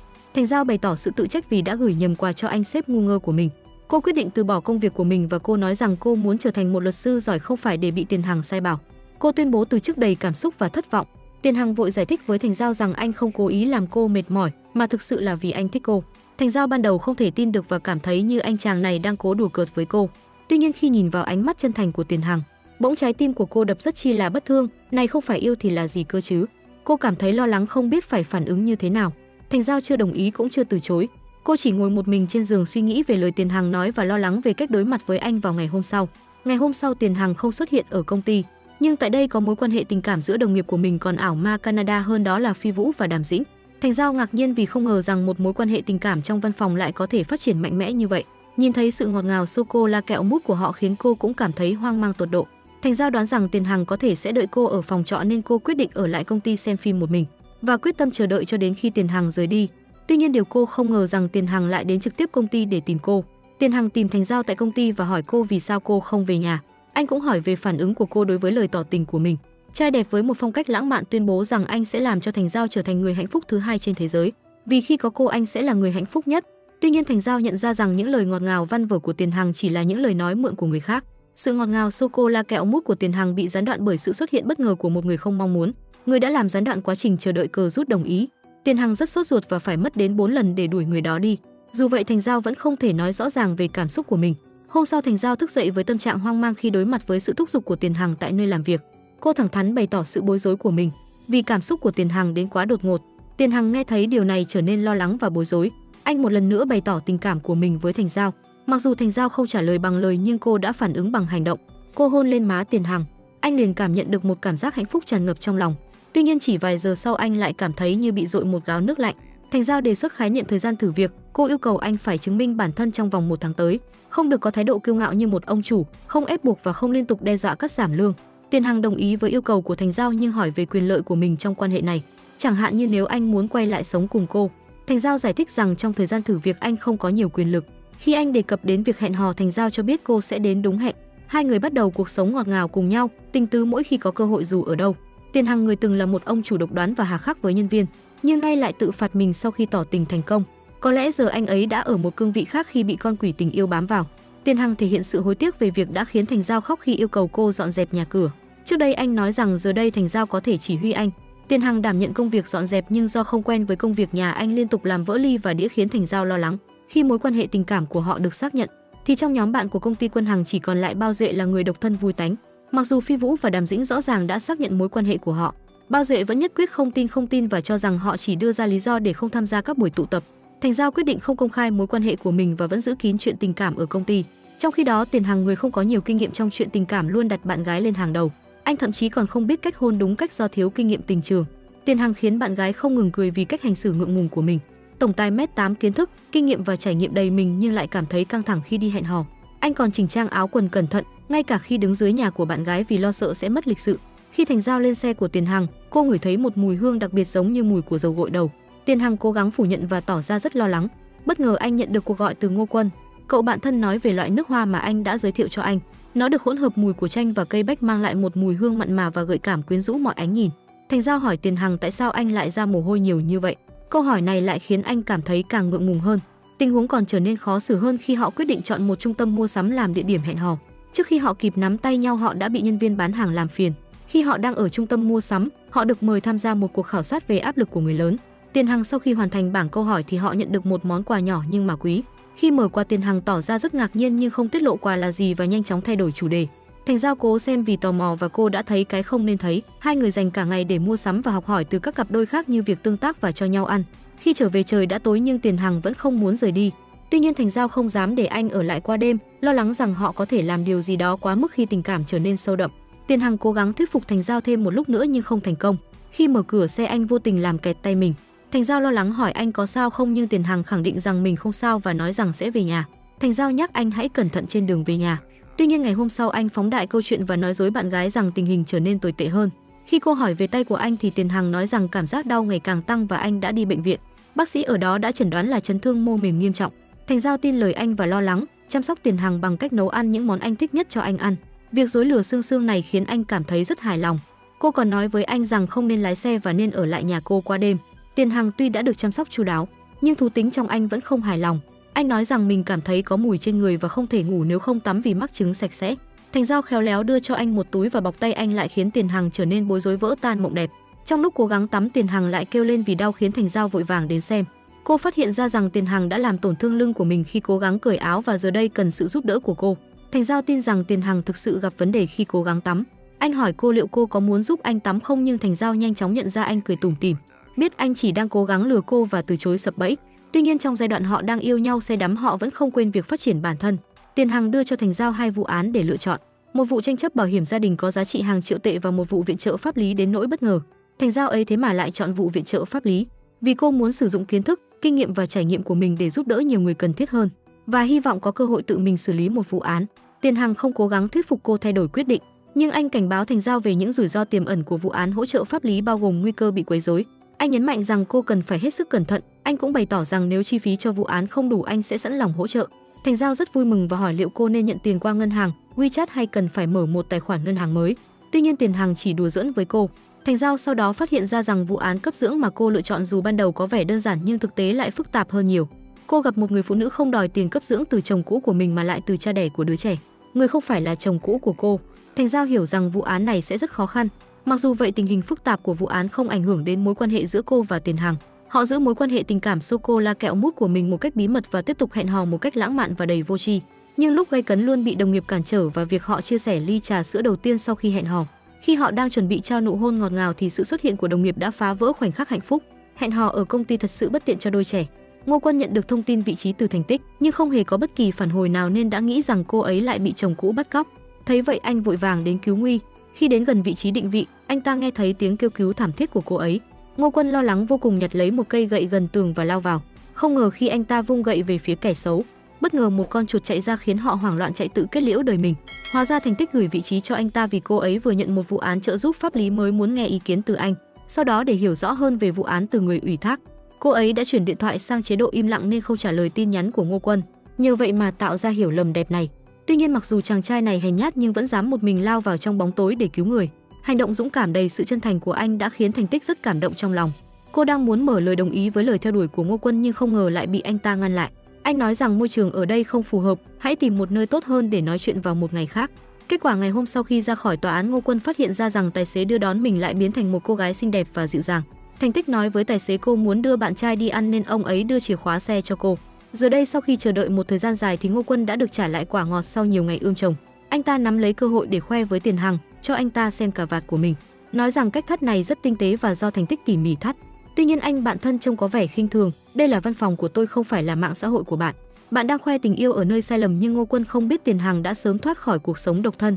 Anh đây đã chinh phục được em gái của Thành Tích. Tiền Hằng đã từng trải nghiệm việc thắt cà vạt nên không còn ghen tị với Ngô Quân nữa. Hơn nữa để tán tỉnh thành công trong mối quan hệ văn phòng, anh ta còn đặc biệt mua một cuốn sách hướng dẫn trực tuyến, rồi che giấu nó trong bìa của một cuốn sách chuyên nghiệp. Anh ta thậm chí còn mang sách ra học. Mỗi khi có thời gian làm việc nhìn thấy một số triệu chứng tiêu cực được mô tả trong sách, Tiền Hằng nghĩ rằng chúng giống hệt với những gì mình và người khác trải qua. Dù mồm thì nói thế nhưng hành động của Tiền Hằng vẫn tuân theo những gì được viết trong sách. Anh sử dụng hương trầm và nghe nhạc thiền để giảm bớt lo âu, muộn phiền trong tình yêu. Tiền Hằng vừa xác nhận mối quan hệ tình cảm bí mật với Thành Giao, không ngờ đối tác lại yêu cầu anh đi công tác xa.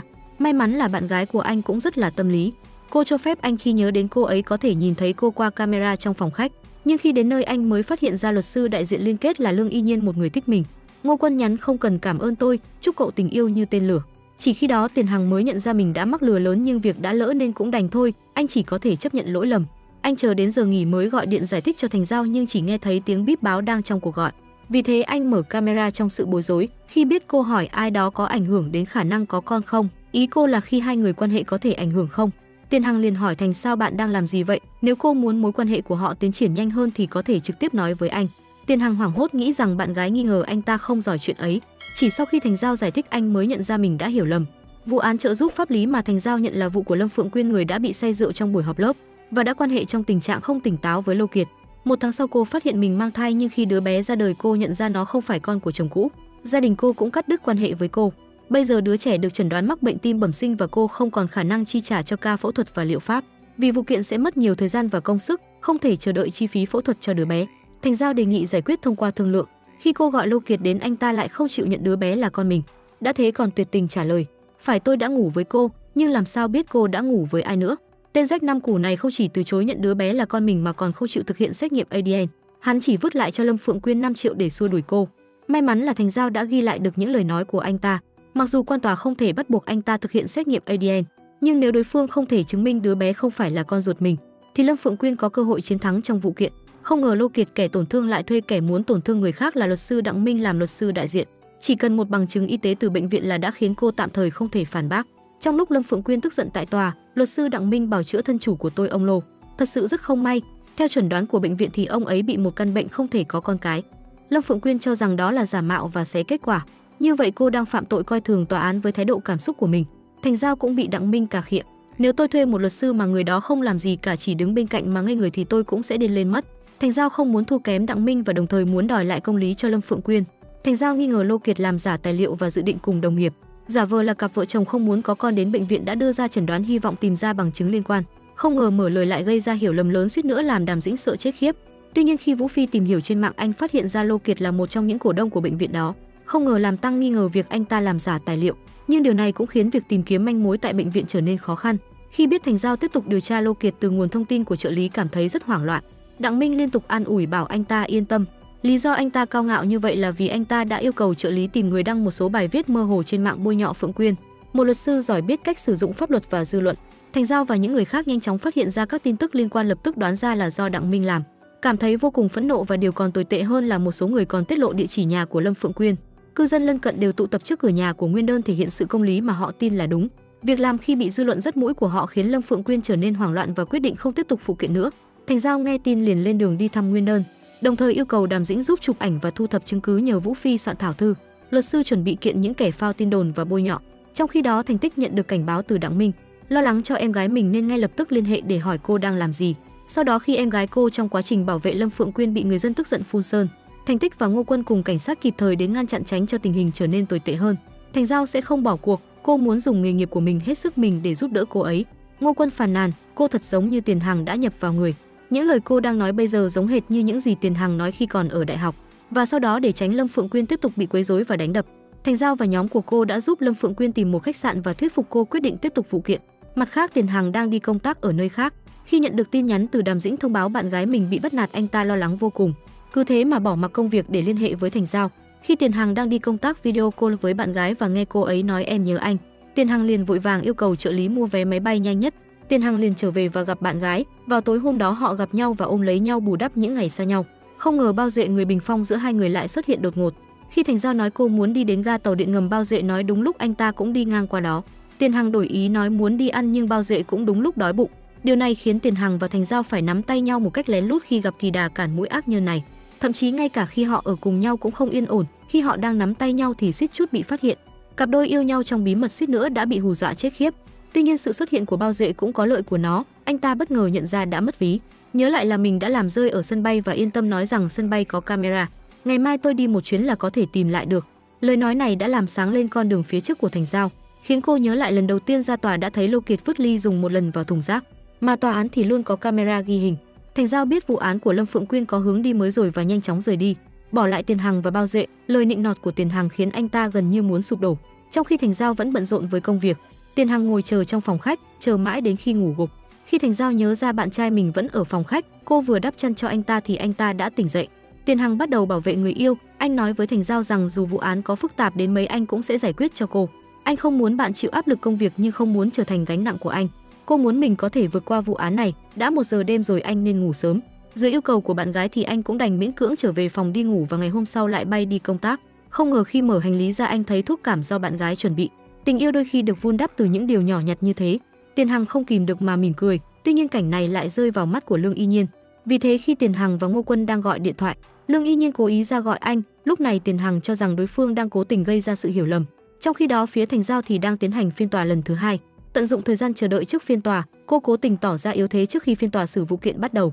Thành Giao cố ý tỏ ra yếu đuối trước kẻ địch dùng 2 lon nước giải khát để làm hài lòng Đặng Minh. Kết quả là vài câu nói tốt khiến anh ta tự mãn và cuộc đối đầu tại tòa sau đó cũng không nằm ngoài dự đoán. Đặng Minh dễ dàng giành chiến thắng trong phán quyết sơ thẩm. Vừa ra khỏi tòa anh ta đã cùng Lô Kiệt uống nước nói về việc tổ chức tiệc mừng. Thành Giao đứng một bên nhìn có vẻ buồn bã nhưng trong lòng thì thật ra rất sung sướng. Khi họ vứt lon nước vào thùng rác ngay lập tức có nhân viên giám định đến thu thập chứng cứ. Đặng Minh nhận ra mình mới chỉ bắt đầu tỉnh mộng. Phán quyết phúc thẩm chúng ta vẫn còn cơ hội lớn sẽ thắng.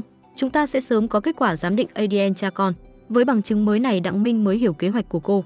Hắn cũng biết rằng một khi giám định ADN chứng minh Lô Kiệt và con của Lâm Phượng Quyên có quan hệ cha con, thì hắn sẽ phải đối mặt với cáo buộc làm giả chứng cứ, nhưng luật sư giàu kinh nghiệm thường có kỹ năng đổ lỗi xuất sắc. Thành Giao cũng rõ ràng biết rằng đối phương rất có thể sẽ đẩy hết trách nhiệm cho người liên quan. Do đó trước lời chúc mừng của chị gái Thành Tích, cô rất bình tĩnh và kiên nhẫn chờ đợi ngày Đặng Minh nhận quả táo. Nhưng dù sao đi nữa vụ án này cơ bản là đã thắng. Lâm Phượng Quyên bày tỏ lòng biết ơn với cô, Thành Giao thì nói rằng đó là những gì cô nên làm. Cô nhờ Ngô Quân và chị gái mình đưa cô ấy về trước, còn cô sẽ trở lại tòa án để nộp tài liệu cho phiên phúc thẩm. Không ngờ khi cô ra ngoài lại phát hiện bạn trai Tiền Hằng đã đợi cô ngoài tòa. Hóa ra anh biết Thành Giao thua kiện liền giao việc cho Bao Duệ vội vã trở lại để an ủi cô. Không ngờ Thành Giao lại chấp nhận sai lầm, tỏ ra buồn rầu. Tiền Hằng vội vàng an ủi đối phương và đưa cô đi ăn để giảm bớt nỗi buồn. Anh diễn hài độc thoại nhưng mà không có câu chuyện nào của anh khiến người yêu anh cười cả. Thành Giao thực sự không thể nhịn cười bởi trò vô tri của anh tổng tài nhạt nhòa này, nên đành phải nói ra những gì xảy ra ngoài tòa, bày tỏ rằng cô cố ý thua trong phiên sơ thẩm và tự tin sẽ thắng ở phiên phúc thẩm. Cô còn hỏi nếu mình thắng có phần thưởng gì không. Không ngờ câu trả lời của Tiền Hằng vẫn như cũ.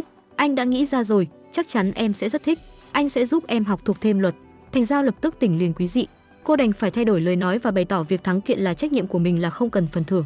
Không ngờ khi vừa về đến nhà lại bị anh đây đòi hỏi phần thưởng. Tiền Hằng nói rằng trước đây nhiều lần không phải xảy ra tai nạn thì lại bị Bao Duệ làm gián đoạn. Lần này Tiền Hằng muốn bù đắp cho những lần chưa thành công. Thành Giao nghe xong liền hiểu ý anh, cuối cùng cả hai cũng có thể trao nhau một nụ hôn nồng cháy nóng bỏng. Là một người giàu có thông minh nhưng vì khi có tình yêu thì ai cũng phải lăn vào bếp thôi. Sáng sớm Tiền Hằng đã trực ở bếp làm bữa sáng cho bạn gái. Không ngờ lại làm bạn gái xúc động đến nỗi không biết nói gì. Dù anh làm gì đi nữa em vẫn sẽ cố gắng khen. Thành Giao bị sốc, không ngờ cô mới vừa hồi phục sau ốm. Thành Giao thực sự phải chịu đựng những tra tấn tình yêu này. Trước đó Thành Giao thu được bằng chứng quan trọng giúp cô có cơ hội thắng trong phiên phúc thẩm. Bạn trai cô đã đặt hoa và sâm panh để trở về mừng. Không ngờ Thành Giao bất ngờ bị bệnh. Dù chỉ là viêm dạ dày ruột cấp không quá nghiêm trọng nhưng Tiền Hằng lại rất quan tâm và chu đáo. Đối với anh chuyện của em không có chuyện nhỏ, vì vậy Tiền Hằng rất tận tình chăm sóc. Dù là ở bệnh viện hay là tại nhà, ở nơi nào thì anh đều làm rất tận tâm. Thành Giao rất hài lòng, không ngờ yêu đương lại ngọt ngào đến thế. Trước kia cô luôn nghĩ những câu chuyện tình yêu nam mạnh, nữ yếu đã lỗi thời, nhưng không ngờ khi thực sự ốm được người khác chăm sóc lại thấy rất hạnh phúc. Tuy nhiên sự xuất hiện bất ngờ của mẹ Tiền Hằng lại làm mẹ cô không hài lòng với con trai, bởi khi biết con dâu tương lai bị ốm, bà đã tự tay nấu vài món ăn dinh dưỡng. Tiền Hằng nói mình đã nấu cháo yến mạch cho Thành Giao, nhưng khi mẹ Tiền Hằng nhìn thấy món cháo 5 sao từ tay con trai mình, gương mặt bà lập tức thể hiện rõ vẻ khinh thường. Cái này gọi là cháo à, chỉ có mấy hạt táo đỏ thôi à? Tiền Hằng nghe mà chỉ biết cười trừ, nhưng vào sáng hôm sau anh vẫn tiếp tục vào bếp nấu ra một đĩa thức ăn rất lạ kỳ. Thứ xanh lè xanh lét này khiến Thành Giao sợ hãi.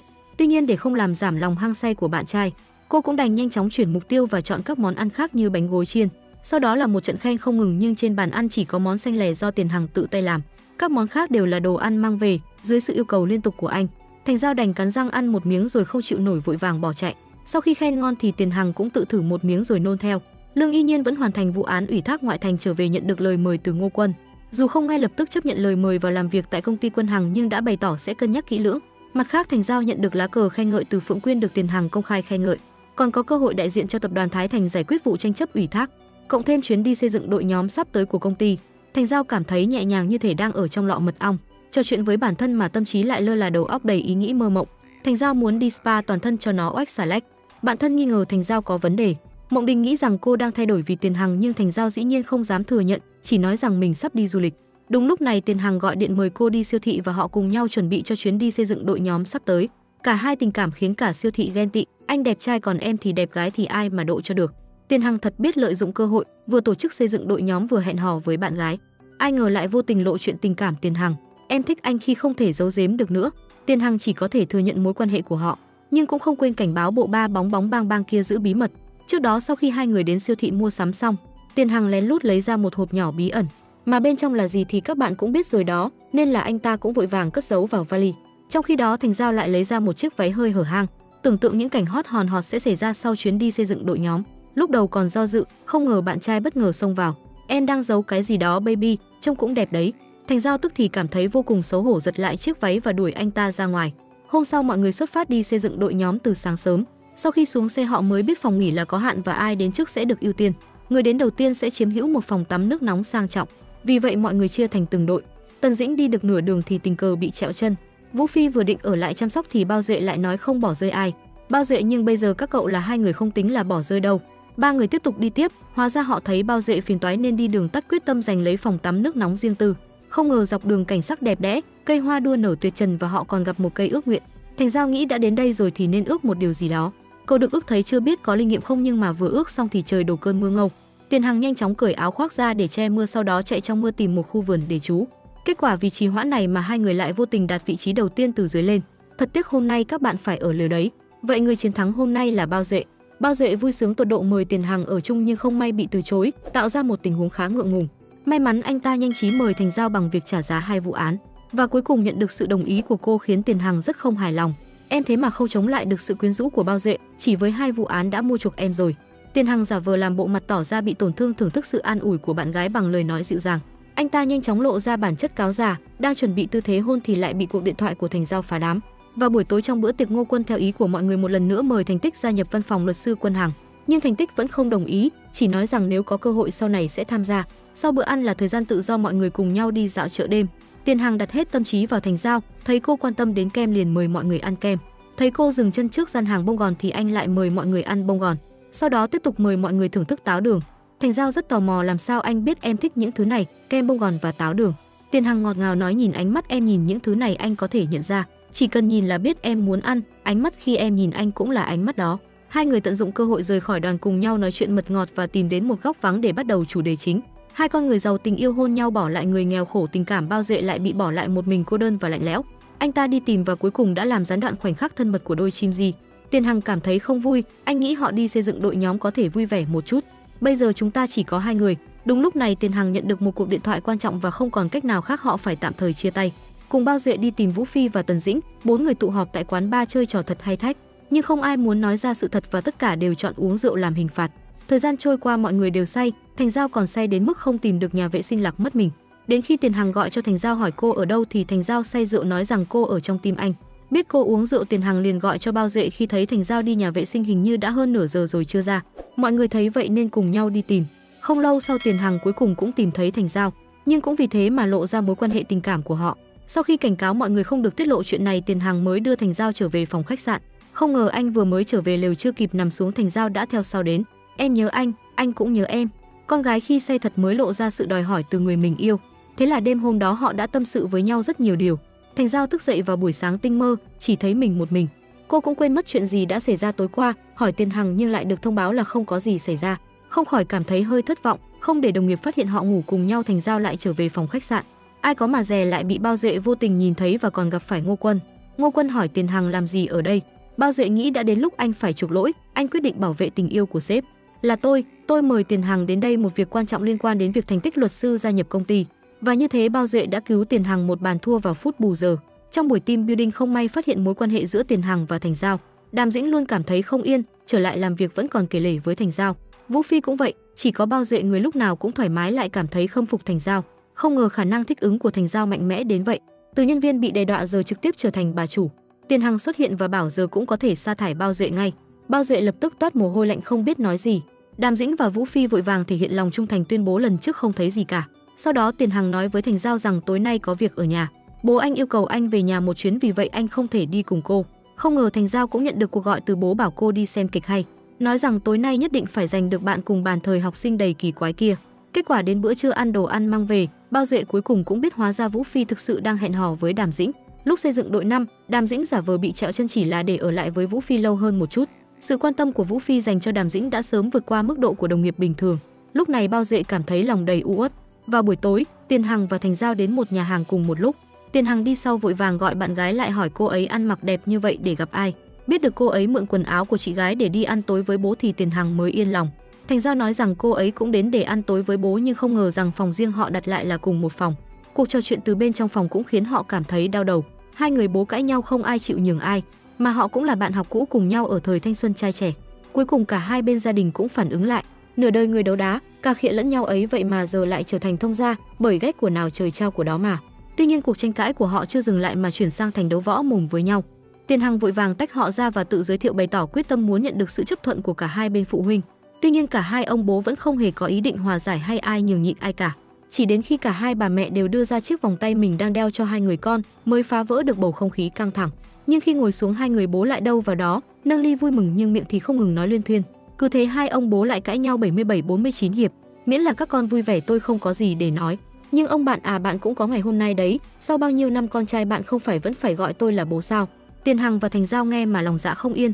Cả hai uống vài chén với bố mẹ rồi ra ngoài thanh toán để bố mẹ tiếp tục tâm tình chuyện xưa.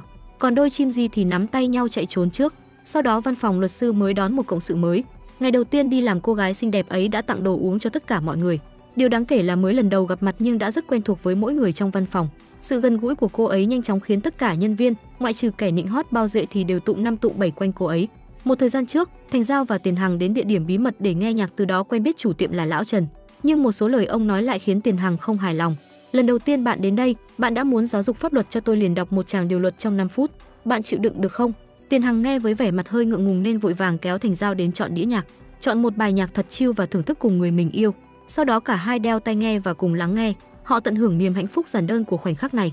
Tuy nhiên Ngô Quân luôn muốn cà khịa Tiền Hằng trong chuyện tình duyên và gọi điện thoại trêu chọc anh bạn thân. Anh ta khoe khoang rằng mình sắp đi gặp bố mẹ bạn gái với giọng điệu ỏng ẹo đầy tự cao và hạnh phúc. Tiền Hằng liếc nhìn phòng của Thành Giao, sau đó gọi anh bạn thân đến căn hộ cho thuê để chiêm ngưỡng.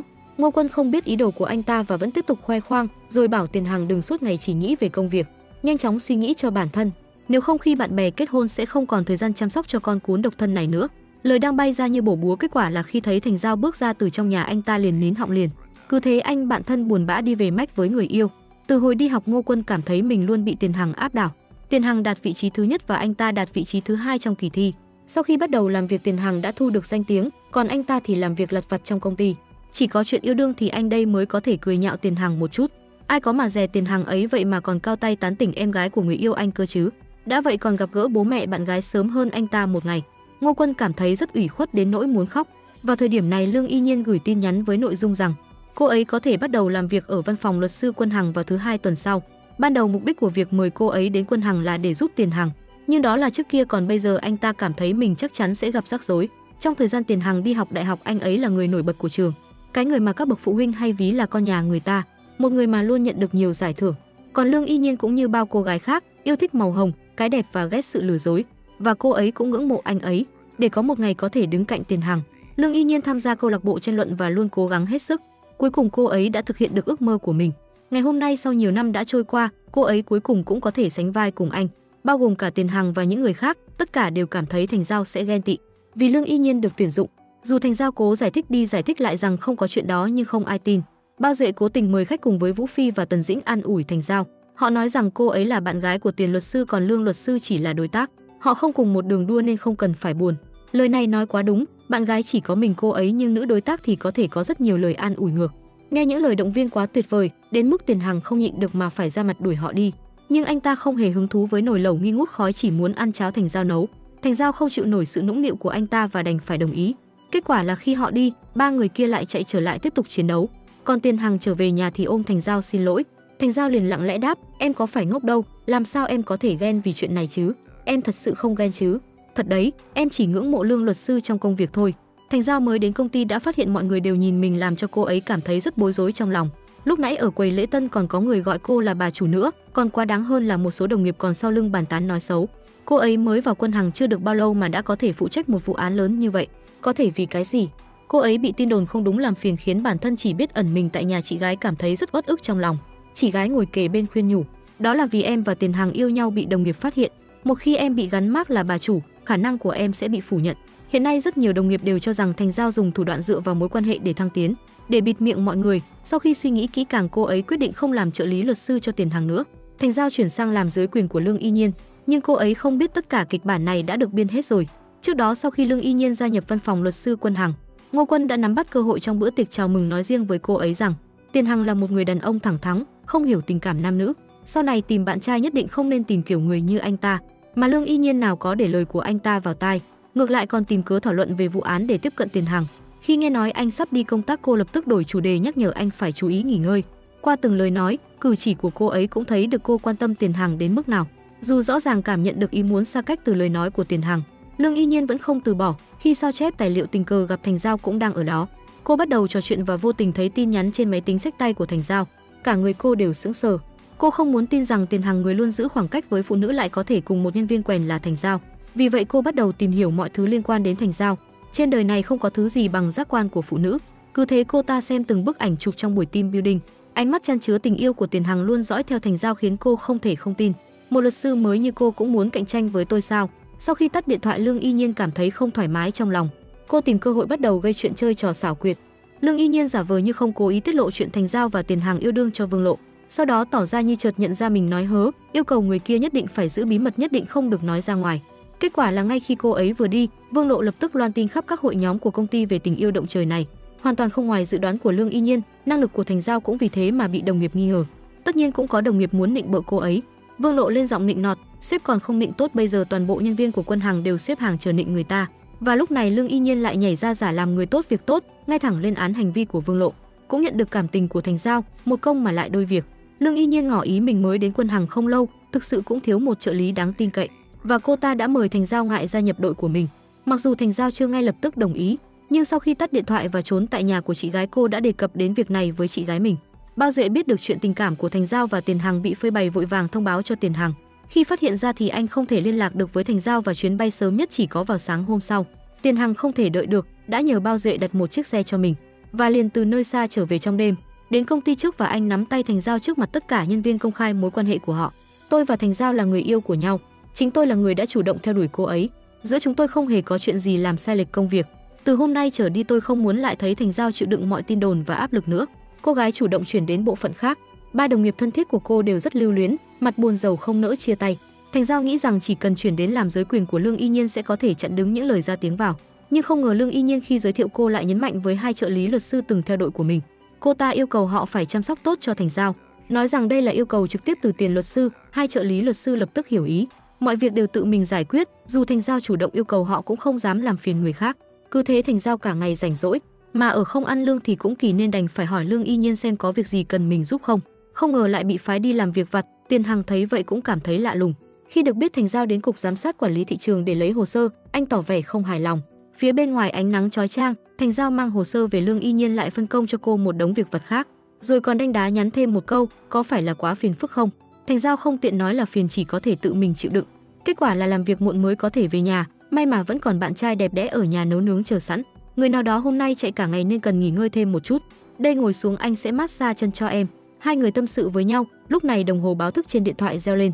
Nhìn thấy những dòng nhắc nhở trên màn hình của người yêu, Tiền Hằng thấy thú vị lắm, hỏi bạn gái mình, những ngày này biểu hiện của anh thế nào? Thành Giao cho anh 99 điểm làm anh cười mãn nguyện, nhưng điểm tối đa Thành Giao đặt ra tận 2.000 cơ. Tiền Hằng nghe xong thì nụ cười vụt tắt. Ngày hôm sau khi Thành Giao lên mạng chọn quà kỷ niệm 100 ngày thì Lương Y Nhiên tình cờ thấy. Cô ta biết rằng Thành Giao đang muốn tặng cho Tiền Hằng thì lại bắt đầu làm khó dễ. Đầu tiên là cà khịa rằng tặng tiền luật sư những thứ rẻ tiền như vậy không phù hợp. Sau đó lại truyền bá cho cô quan niệm về sự tinh tế và xa xỉ. Khi bị Thành Giao phản bác đánh thép thì cô ta mới thay đổi giọng điệu. Lương Y Nhiên lại nghĩ ra một kế sách mới, bắt đầu phân công công việc cho Thành Giao. Mặc dù nguồn án từ hiệp hội gia đình không đạt được yêu cầu của Quân Hằng, nhưng Lương Y Nhiên dưới danh nghĩa rèn luyện Thành Giao khiến cô không thể từ chối. Sau khi bận rộn vì nữ nhân ghen ghét thì khi nhớ đến quà kỷ niệm 100 ngày chiếc vòng cổ mà cô đã chọn đã bán hết. Quà chỉ có thể sau này mới bổ sung được, nhưng nếu bây giờ chạy nhanh một chút cô vẫn có thể kịp về nhà ăn tối. Tiền Hằng tối nay lại phải đi công tác xa và hôm nay là kỷ niệm 100 ngày yêu nhau của họ. Thành Giao rất muốn cùng bạn trai ăn tối mừng kỷ niệm, nhưng vì danh tiếng của văn phòng luật sư Quân Hằng, nhiều người đặc biệt quan tâm đến cô. Khi ra ngoài trời đã tối và còn mưa to, Thành Giao dù đã cố gắng hết sức nhưng cuối cùng vẫn muộn một bước. Cô gọi Tiền Hằng nhưng không thấy trả lời. Cô ngồi buồn bã một mình nhưng Tiền Hằng đã tạo cho cô một bất ngờ. Tiền Hằng đã đặc biệt thay đổi vé để ở lại và dành thời gian cho Thành Giao nhân dịp kỷ niệm 100 ngày. Thành Giao trải qua quá trình từ thất vọng đến hạnh phúc tràn trề. Tiền Hằng còn tinh tế nhận ra thứ cô thích. Anh lấy ra chiếc vòng đôi mà cô đã thích nhưng không mua được khiến cô cảm động rơi lệ. Đêm đó cô ôm gối chạy vào phòng của Tiền Hằng, cửa một khi đã đóng lại thì khi tỉnh dậy đã là sáng sớm. Luật sư Lý của văn phòng luật sư Kim Thành chứng kiến màn trình diễn xuất sắc của cô ở tòa án, lại một lần nữa ra tay mời cô chuyển việc. Thành Giao không đồng ý. Ai ngờ trong chốc lát nguyên đơn lại vì cô làm mất bản gốc giấy nợ mà làm loạn ở văn phòng luật sư. Bà ta ném trứng đòi Quân Hằng miễn phí luật sư, thậm chí Thành Giao còn bị ném cho đầy mình bởi trứng. Đúng lúc này Lương Y Nhiên xuất hiện, mọi người đều tưởng rằng cô ấy đến để giải quyết tình hình. Không ngờ cô ấy lại nói Thành Giao đã thắng kiện, không gây ra bất kỳ tổn thất nào cho đối phương, nhưng lại một cách âm thầm nhấn mạnh đến danh tính là chủ nhân của Thành Giao, còn tự đưa ra quyết định rằng mình trả tiền luật sư để miễn phí cho đối phương. Mọi người xung quanh nghe vậy liền bêu giếu Thành Giao, chỉ vì có bạn trai là sếp chống chân chứ cô không có năng lực gì. Khi Tiền Hằng vừa từ chuyến công tác trở về, lần đầu tiên đặt ánh mắt lên vị trí làm việc của bạn gái. Luật sư Thành Giao đã từ chức rồi, cô ấy không cho phép tôi nói với sếp. Hóa ra sau sự việc bị ném trứng, Thành Giao không chịu nổi những lời đồn đại của người khác. Cô ấy luôn muốn độc lập và tự chủ chứ không phải là phụ thuộc vào ai, nhưng chỉ cần cô ấy còn ở Quân Hằng một ngày, tiếp tục yêu đương với Tiền Hằng thì cô ấy không thể thoát khỏi danh xưng Bình Hoa. Vì vậy cô ấy đã chủ động từ chức. Mặc dù Ngô Quân đã ra sức thuyết phục cô ấy ở lại, việc mất bằng chứng chỉ là một tai nạn, hứa hẹn sẽ tìm ra sự thật để minh oan cho cô, nhưng cũng không thể thay đổi quyết định của cô. Thành Giao cũng lo lắng rằng Tiền Hằng sẽ ngăn cản quyết định của mình. Vì vậy khi video call với anh, cô vẫn giả vờ như không có chuyện gì xảy ra, thậm chí còn dặn dò Đàm Dĩnh đừng nói với Tiền Hằng. Trong khi đó, Tiền Hằng sau khi hoàn thành công việc ở nước ngoài đang chuẩn bị trở về nước. Bao Duệ và Vũ Phi bàn bạc với nhau, hiếm khi đi nước ngoài một chuyến nên mua quà gì tặng cho bạn gái. Không ngờ Tiền Hằng lại coi thường hành động của họ. Vừa xuống máy bay, Tiền Hằng liền vội vàng đến công ty, khi biết bạn gái từ chức thì cả người không được vui. Sau khi tìm hiểu nguyên nhân từ phía đối diện, anh liền gọi Ngô Quân đến phòng tập boxing khiến anh bạn run rẩy sợ hãi. Ngô Quân nghi ngờ Lương Y Nhiên đã gài bẫy Thành Giao, nhưng anh ta không có bằng chứng, lo lắng rằng sẽ để lại hình ảnh xấu cho công ty luật Quân Hằng, như là bắt nạt nữ đối tác ngoại lai nên mới chần chừ không hành động. Nhưng Tiền Hằng thì không quan tâm đến những điều đó, trực tiếp yêu cầu kiểm tra camera giám sát. Mặc dù Lương Y Nhiên đã tắt điện khu vực văn phòng, nhưng ở hành lang vẫn còn một camera giấu kín ghi lại được hành động cô ta tắt điện. Dẫu vậy, bằng chứng gián tiếp như vậy tất nhiên không đủ để chứng minh Lương Y Nhiên hãm hại Thành Giao. Tuy nhiên Tiền Hằng giận dữ không để ý đến, định kéo đối phương đi kiểm tra dấu vân tay, vì cô ta đã chạm vào bàn làm việc và túi tài liệu của Thành Giao sẽ để lại dấu vân tay. Lương Y Nhiên lúc này mới chịu thừa nhận chính là tôi làm. Tôi cứ thấy cô ta không vừa mắt vì người ta quyến rũ anh. Tiền Hằng tức giận đến mức chuẩn bị gọi cảnh sát nhưng Ngô Quân lại đột ngột xuất hiện ngăn cản anh ta. Ngô Quân vẫn nhớ về tình bạn hữu thời đại học, không muốn phá hủy Lương Y Nhiên. Lúc đó cô ấy cũng là một cô gái rạng rỡ, là ngôi sao tương lai của khoa luật. Ngô Quân nói với cô về những chuyện thời đi học, hy vọng cô không bị cảm xúc sai lầm làm mờ mắt, hy vọng cô tìm lại được tinh thần ban đầu của mình. Sau khi anh ấy nói lời khuyên chân thành, Lương Y Nhiên cuối cùng cũng tỉnh ngộ, quyết định nghỉ ngơi một thời gian để đi du học nước ngoài. Cô ấy còn hẹn Thành Giao ra ngoài để nói lời xin lỗi về hành động ấu trĩ của mình. Tiền Hằng cũng thuyết phục Thành Giao quay trở lại Quân Hằng. Anh đảm bảo rằng cô sẽ không bao giờ gặp lại Lương Y Nhiên ở văn phòng luật sư nữa. Nhưng Thành Giao đã suy nghĩ kỹ càng rồi. Cô muốn suy nghĩ về kế hoạch tương lai. Cô biết dù cố gắng thế nào, cô cũng không thể đuổi kịp Tiền Hằng.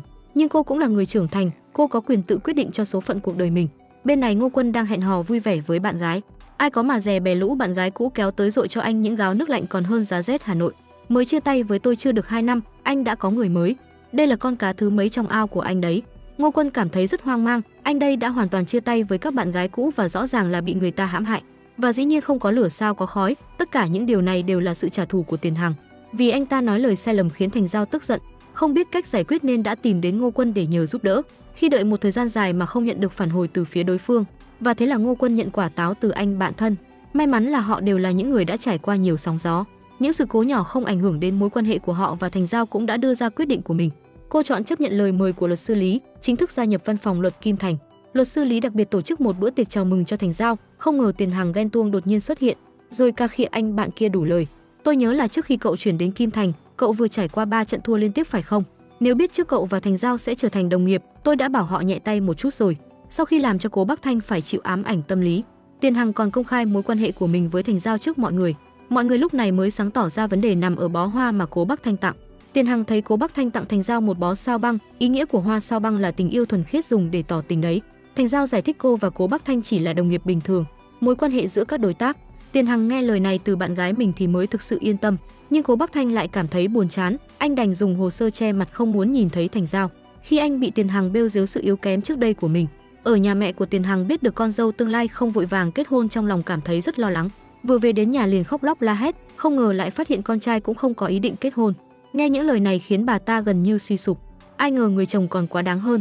Ông ấy thậm chí còn cá cược với bên nhà thông gia, xem cháu trai tương lai sẽ thân với gia đình nào hơn. Người thua phải giao toàn bộ tài sản cho người kia, khiến cho câu chuyện cưới sinh càng thêm bùng binh. Tiền Hằng cảm thấy rất ngượng ngùng không biết phải làm gì. Kể từ khi Thành Giao chuyển đến văn phòng luật Kim Thành, mặc dù vẫn làm việc trong cùng một tòa nhà nhưng anh vẫn hy vọng cô quay trở lại quân hàng. Thật không may, dù là nói lời hay ý đẹp với bạn gái, hay là cố tìm cách ghẹo anh chàng học thức Cố Bắc Thanh, anh cũng không đạt được mục đích của mình. Thành Giao mời đồng nghiệp cà phê, Tiền Hằng tức giận cướp cà phê tự mình thưởng thức. Anh tức giận về công ty gọi Bao Duệ vào phòng có việc. Mọi người đều biết sóng gió đang tới, Bao Duệ sắp bị mắng lên bờ xuống ruộng. Vì giọng điệu đó không hề mang lại tin tức tốt, và thực tế cũng vậy. Tiền Hằng càng nghĩ càng tức giận, trong lòng anh như búa bổ. Vào lúc này không ngờ Thành Giao bất ngờ gửi tin nhắn.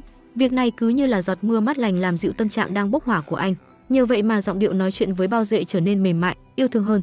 Tôi muốn nói rằng cà phê ở tầng dưới này làm rất ngon, cậu mua cho mọi người nhé. Ở một nơi khác, Cố Bắc Thanh chuẩn bị một đống bùa hộ mệnh, chỉ muốn nhanh chóng giải trừ lời nguyền của Tiền Hằng, bởi vì anh ta thực sự sợ hãi. Theo thời gian trôi đi, những vụ kiện mà họ cùng nhau đại diện đều thắng lợi từng cái một. Thành Giao dần dần trưởng thành, Cố Bắc Thanh cũng dần dần lấy lại niềm tin cuộc sống, thậm chí còn giành lấy vị trí quán quân và á quân về doanh số hàng tháng của văn phòng luật Kim Thành. Mẹ của Tiền Hằng sau đó cũng biết chuyện, mãi đến lúc này mới phát hiện ra con dâu tương lai đã chuyển công ty.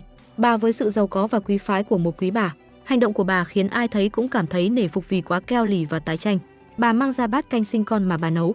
Thành Giao phản bác: gì ạ, thực ra chúng con còn chưa có kế hoạch kết hôn. Nghe lời này, mẹ của Tiền Hằng lập tức cảm thấy tuyệt vọng, và đó là lý do cho cảnh mở đầu. Tiền Hằng là một luật sư gia đình hàng đầu trong ngành. Anh đã chứng kiến quá nhiều mâu thuẫn và rạn nứt giữa các cặp vợ chồng, do đó không hề kỳ vọng gì vào hôn nhân, thậm chí cho rằng kết hôn là một gánh nặng. Anh ta cho rằng mình và bạn gái có cùng quan điểm, cho đến khi cùng Thành Giao tham gia hội ngộ cựu sinh viên mới biết rằng quan điểm của họ hoàn toàn khác nhau. Tiền Hằng đã đại diện cho quá nhiều vụ ly hôn, chứng kiến sự trốn tránh và phản bội trong hôn nhân nên đã phát triển tâm lý sợ hôn nhân. Nhưng anh ấy lại rất quan tâm đến bạn gái, luôn muốn quyết định mọi thứ thay cô ấy, đưa ra những kế hoạch tốt nhất, không ngờ lại vì thế mà phát sinh mâu thuẫn với bạn gái. Tiền Hằng thực sự không hiểu mình đã sai ở điểm nào. Vừa định tìm bạn gái để hỏi cho rõ thì bị Ngô Quân chặn lại, nói rằng giờ đến đó chắc chắn càng nói càng tệ. Bạn thân khuyên anh ta quay về biệt thự để bình tĩnh và cho Thành Giao một chút không gian. Còn Thành Tích cũng khuyên em gái mình không nên vội vàng đưa ra quyết định, cứ để Tiền Hằng lo lắng và tự nhủ với chính mình. Khi quay về biệt thự, Tiền Hằng sau vài ngày lạnh nhạt càng trở nên bực bội tội nghiệp. Bao Duệ bị tra tấn đến khóc không thành tiếng, lại bị luật sư Tiền la mắng. Thành Giao gần đây liên tục hợp tác với Cố Bắc Thanh và thắng nhiều vụ kiện. Ngược lại, luật sư Tiền lại trở nên cáu kỉnh như người trong thời kỳ mãn kinh. Trở lại văn phòng, luật sư Lý lại giao cho Thành Giao một vụ án khác, nói là khách hàng Trần Lâm Lệ yêu cầu cô làm luật sư đại diện. Nhiều năm trước bà và chồng cùng thành lập công ty, giờ đã có tài sản hơn 10 tỷ. Nhưng vài tháng trước khi gia đình ba người đi du lịch nước ngoài đi lên khinh khí cầu thì xảy ra tai nạn, chồng và con trai mất tại chỗ. Mặc dù Trần Lâm Lệ sống sót sau tai nạn lớn nhưng đã xảy ra tranh chấp về phân chia di sản với mẹ chồng và đã thất bại trong phiên tòa sơ thẩm. Mẹ chồng là bà Hoàng Nhiễm đã mời Tiền Hằng làm luật sư đại diện. Trần Lâm Lệ biết rằng anh ta chưa bao giờ thua kiện, vì vậy đã gửi hy vọng vào Thành Giao.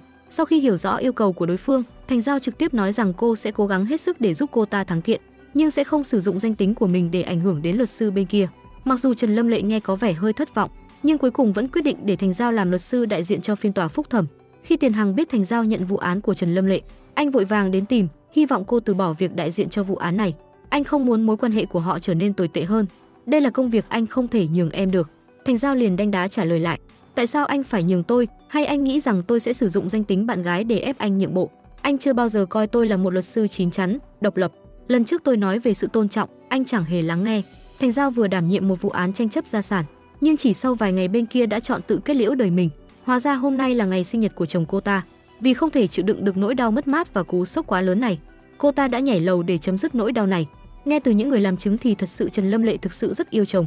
Do đó khi Thành Giao hiểu biết về khả năng thắng kiện rất thấp, Thành Giao hẹn gặp luật sư của đối tác Tiền Hằng để thảo luận và thuyết phục anh ta. Cô muốn đạt được sự thống nhất hòa giải giữa hai bên trước phiên tòa, nhưng không ngờ khi Tiền Hằng nói anh ta khẳng định không có khả năng hòa giải, không thể giải quyết bất kỳ thỏa thuận nào. Nhưng theo quan điểm của Thành Giao thì bà Hoàng Nhiễm không muốn hòa giải vì bà nghĩ rằng con dâu ấy và con trai sống chung với nhau chỉ vì tiền, nhưng sự thật hoàn toàn không phải như vậy. Trần Lâm Lệ yêu chồng hơn chính bản thân mình và muốn kiểm soát quyền sở hữu cổ phiếu công ty, không phải để tranh đoạt gia sản mà là để bảo vệ công ty. Vì bà Hoàng Nhiễm không hiểu về quản lý doanh nghiệp, nhưng Tiền Hằng không tin vào lời nói của cô ấy, vì những thông tin tà ma ngoại đạo này đều đến từ lời Trần Lâm Lệ mà ra. Anh ta luôn nghĩ rằng hôn nhân chứa đựng quá nhiều mối quan hệ lợi ích, cuối cùng chỉ là một cuộc chiến tranh lợi ích mà thôi. Cho đến khi Thành Giao mang ra một bằng chứng video do những người làm chứng quay lại. Trong video có thể thấy ngay từ lúc tai nạn xảy ra, Trần Lâm Lệ bị thương nặng, đầu tiên nghĩ đến không phải là xin người khác cứu mình mà là xin người cứu chồng và con trai. Những hình ảnh này đã tạo ra ấn tượng lớn đối với Tiền Hằng. Tại sao chúng ta không thể hòa giải? Mặc dù Tiền Hằng không lên tiếng ngay lập tức, nhưng vào ngày hôm sau, khi Thành Giao chuẩn bị đi làm, cô bất ngờ khi thấy bữa sáng và lá thư mà người thương để lại. Trong thư nói rằng anh ta sẵn lòng thử nghiệm để thuyết phục bà Hoàng Nhiễm. Kết quả là vào buổi tối cùng ngày, Hoàng Nhiễm đến bệnh viện để nói chuyện với con dâu. Bà cùng con dâu ôm nhau khóc đau đớn. Sau khi xem video, bà ấy cuối cùng tin rằng con dâu không vì tiền của con trai mà làm như vậy. Sau cuộc trò chuyện với con dâu, Hoàng Nhiễm liên tục cảm ơn Tiền Hằng và Trần Lâm Lệ, cũng bày tỏ lòng biết ơn đối với Thành Giao. Luật sư Tiền, anh là những người chuyên nghiệp và tận tâm nhất mà tôi từng gặp. Trong khoảnh khắc này, Tiền Hằng cuối cùng nhận ra rằng điều Thành Giao nói là đúng và anh ta tự nhìn nhận mình đã sai. Nếu gặp Thành Giao sớm hơn, có lẽ anh ta sẽ có thêm sự tôn trọng và hiểu biết đối với hôn nhân. Các vụ án trước đây có thể sẽ có kết quả khác biệt. Ngoài việc xin lỗi, Tiền Hằng cũng bày tỏ ý chịu trách nhiệm và cam kết rằng trong tương lai gần sẽ nhìn Thành Giao bằng con mắt bình đẳng khi đối mặt với cô ở tòa án. Sau vụ án này, Thành Giao thấy rất vui mừng và đồng ý với yêu cầu của người kia để đưa cô về nhà. Tuy nhiên khi họ đi bên nhau đến lề đường thì Tiền Hằng bỗng nhiên ngơ người vì anh bất ngờ không tìm thấy xe. Không có xe và không thể gọi xe, thế là họ chỉ có thể đi bộ về nhà. Điều không ngờ là họ lại gặp sự cố khác, với Thành Giao đang đeo giày cao gót cảm thấy đau chân. Tiền Hằng liền cõng cô trên lưng và họ ngồi trên ghế nghỉ gần trung tâm thương mại. Anh ta nói ra những lời anh ta muốn nói nhất lúc này. Thành Giao, chúng ta kết hôn nhé. Thành Giao từ chối vì quan điểm trước đây của Tiền Hằng. Thất bại trong việc cầu hôn, Tiền Hằng cảm thấy rất tệ. Không ngờ những lời anh ta nói trước đây lại được sử dụng để đối mặt với chính bản thân mình. Mặt khác, sau những nỗ lực không ngừng của Ngô Quân thì Thành Tích cuối cùng cũng đồng ý gia nhập công ty Quân Hằng và cô ấy cũng trở thành đối tác mới. Tiền Hằng ngay sau đó nhận được sự hỗ trợ mạnh mẽ từ đối phương, giao cho anh chú cún Ngụy Thành Thiên và nhờ anh chăm dùm. Tiền Hằng đã đồng ý với yêu cầu của Thành Tích. Không lâu sau, vì đã thúc đẩy sự hòa giải giữa Trần Lâm Lệ và Hoàng Nhiễm, cả Tiền Hằng và Thành Giao đều được hiệp hội luật sư khen ngợi. Mọi người đều rất phấn khích, đặc biệt là Ngô Quân, người tuyên bố sẽ tổ chức một bữa tối hải sản lớn vào tối đó. Tuy nhiên sau khi ăn tối và trở lại, Tiền Hằng phát hiện Ngụy Thành Thiên không còn ở đó nữa. Sau một hồi tìm kiếm, anh ta mới phát hiện ra nó đang ăn sô cô la từ thùng rác. Anh hoảng sợ và nhanh chóng đưa Ngụy Thành Thiên đến bác sĩ thú y. Sau đó anh ta ôm Ngụy Thành Thiên và đứng trước cửa nhà Thành Giao suốt một hồi lâu. Cuối cùng Thành Giao cũng đã về. Khi biết được nguyên nhân Thành Giao đã cho Tiền Hằng vào nhà, Tiền Hằng nhanh chóng cảm thấy không thoải mái. Thành Giao tưởng rằng đó là lý do mà anh ta muốn ở lại, nhưng chỉ khi chạm vào trán anh mới phát hiện ra anh đang sốt. Do đó Tiền Hằng tự nhiên ở lại và tận hưởng sự chăm sóc của cô ấy. Anh được ăn cháo do cô ấy nấu. Trong khoảnh khắc này anh ta cảm thấy hạnh phúc như đang nắm giữ một điều gì đó quan trọng. Thành Giao, anh muốn kết hôn. Tiền Hằng xin lỗi vì những chuyện trước đây và hứa sẽ thay đổi. Thành Giao tỏ ra thích thú với cách cô kích thích sự thèm khát của Tiền Hằng và cô cảm thấy rất thú vị. Tuy nhiên khi Đặng Minh, gã đàn ông xấu xa, xuất hiện một lần nữa, khi hắn bước ra bôi nhọ Tiền Hằng thì Thành Giao trở nên tức giận. Đặng Minh thông qua chủ tịch hiệp hội luật sư biết được rằng giải thưởng cán cân vàng năm nay có thể thuộc về Quân Hằng. Đột nhiên anh ta nảy sinh sự ganh tị. Không ngờ sau khi quay lại văn phòng luật sư, anh ta lại được thông báo rằng nhiều khách hàng lớn đã chuyển sang Quân Hằng. Tức giận, anh ta liên hệ với phóng viên ngay lập tức, tuyên bố rằng giải thưởng cán cân vàng năm nay đã được xử lý một cách gian lận và được đặt cược cho Quân Hằng. Ngay sau đó anh ta xuất hiện trên truyền hình để phỏng vấn và bôi nhọ Quân Hằng. Ngô Quân và cả Thành Giao đều tỏ ra tức giận. Họ liên tục đến đài truyền hình muốn được thực hiện một chương trình riêng để làm sáng tỏ tình hình. Tuy nhiên đạo diễn chương trình cho rằng họ không đủ tư cách. Lúc này Tiền Hằng cuối cùng đã xuất hiện với một câu nói đầy thách thức. Anh làm cho cả ba người hiện đang có mặt trở nên hứng khởi. Đánh bại Đặng Minh, tôi chỉ có thể chứng minh thế nào là ao trình. Khi đoạn tư liệu quảng cáo được chuyển đến Quân Hằng, tất cả mọi người đều học theo ngay lập tức. Trong một khoảnh khắc họ đã đến ngày quay chương trình với sự sáng tạo của đội ngũ sản xuất. Thậm chí Đặng Minh cũng được mời đến để thách thức Quân Hằng. Cùng lúc này, sau khi thảo luận về vụ án thì Đặng Minh thua hoàn toàn. Đồng thời Thành Tích cũng đăng một video trên mạng, ngoại trừ làm rõ những điều bị bôi nhọ về mình, Thành Tích cũng kể lại những hành động của Đặng Minh trong hôn nhân và sự quấy rối liên tục của anh sau ly hôn. Cuộc đời đầy vết rơ của anh ta cứ thế thành đề tài bàn tán sôi nổi trên mạng xã hội. Thậm chí cả khán giả đang xem tại chương trình cũng lên tiếng chỉ trích anh ta. Họ mắng nhiếc anh, một người dám chửi thì cả khán đài cứ thế mà hùa theo. Sau cuộc phỏng vấn, Tiền Hằng lần thứ 3 tỏ tình cầu hôn Thành Giao. Khi thấy sự chân thành của Tiền Hằng, Thành Giao cuối cùng cũng cảm động và đồng ý. Cô tiến đến hôn Tiền Hằng đánh dấu sự hạnh phúc của hai người. Còn Thành Tích và Ngô Quân cũng có một kết cục hạnh phúc. Họ trao nhau nụ hôn chính thức là của nhau. Được rồi, bộ phim đến đây là kết thúc. Các bạn bỏ ra 3 giây đăng ký kênh để ủng hộ chúng mình nha. Cảm ơn các bạn đã đón xem kênh của chúng mình. Hẹn gặp lại mọi người trong bộ phim tiếp theo. Ok, phần review phim của ngày hôm nay đến đây là hết rồi. Xin chào tạm biệt và hẹn gặp lại các bạn ở những tập tiếp theo.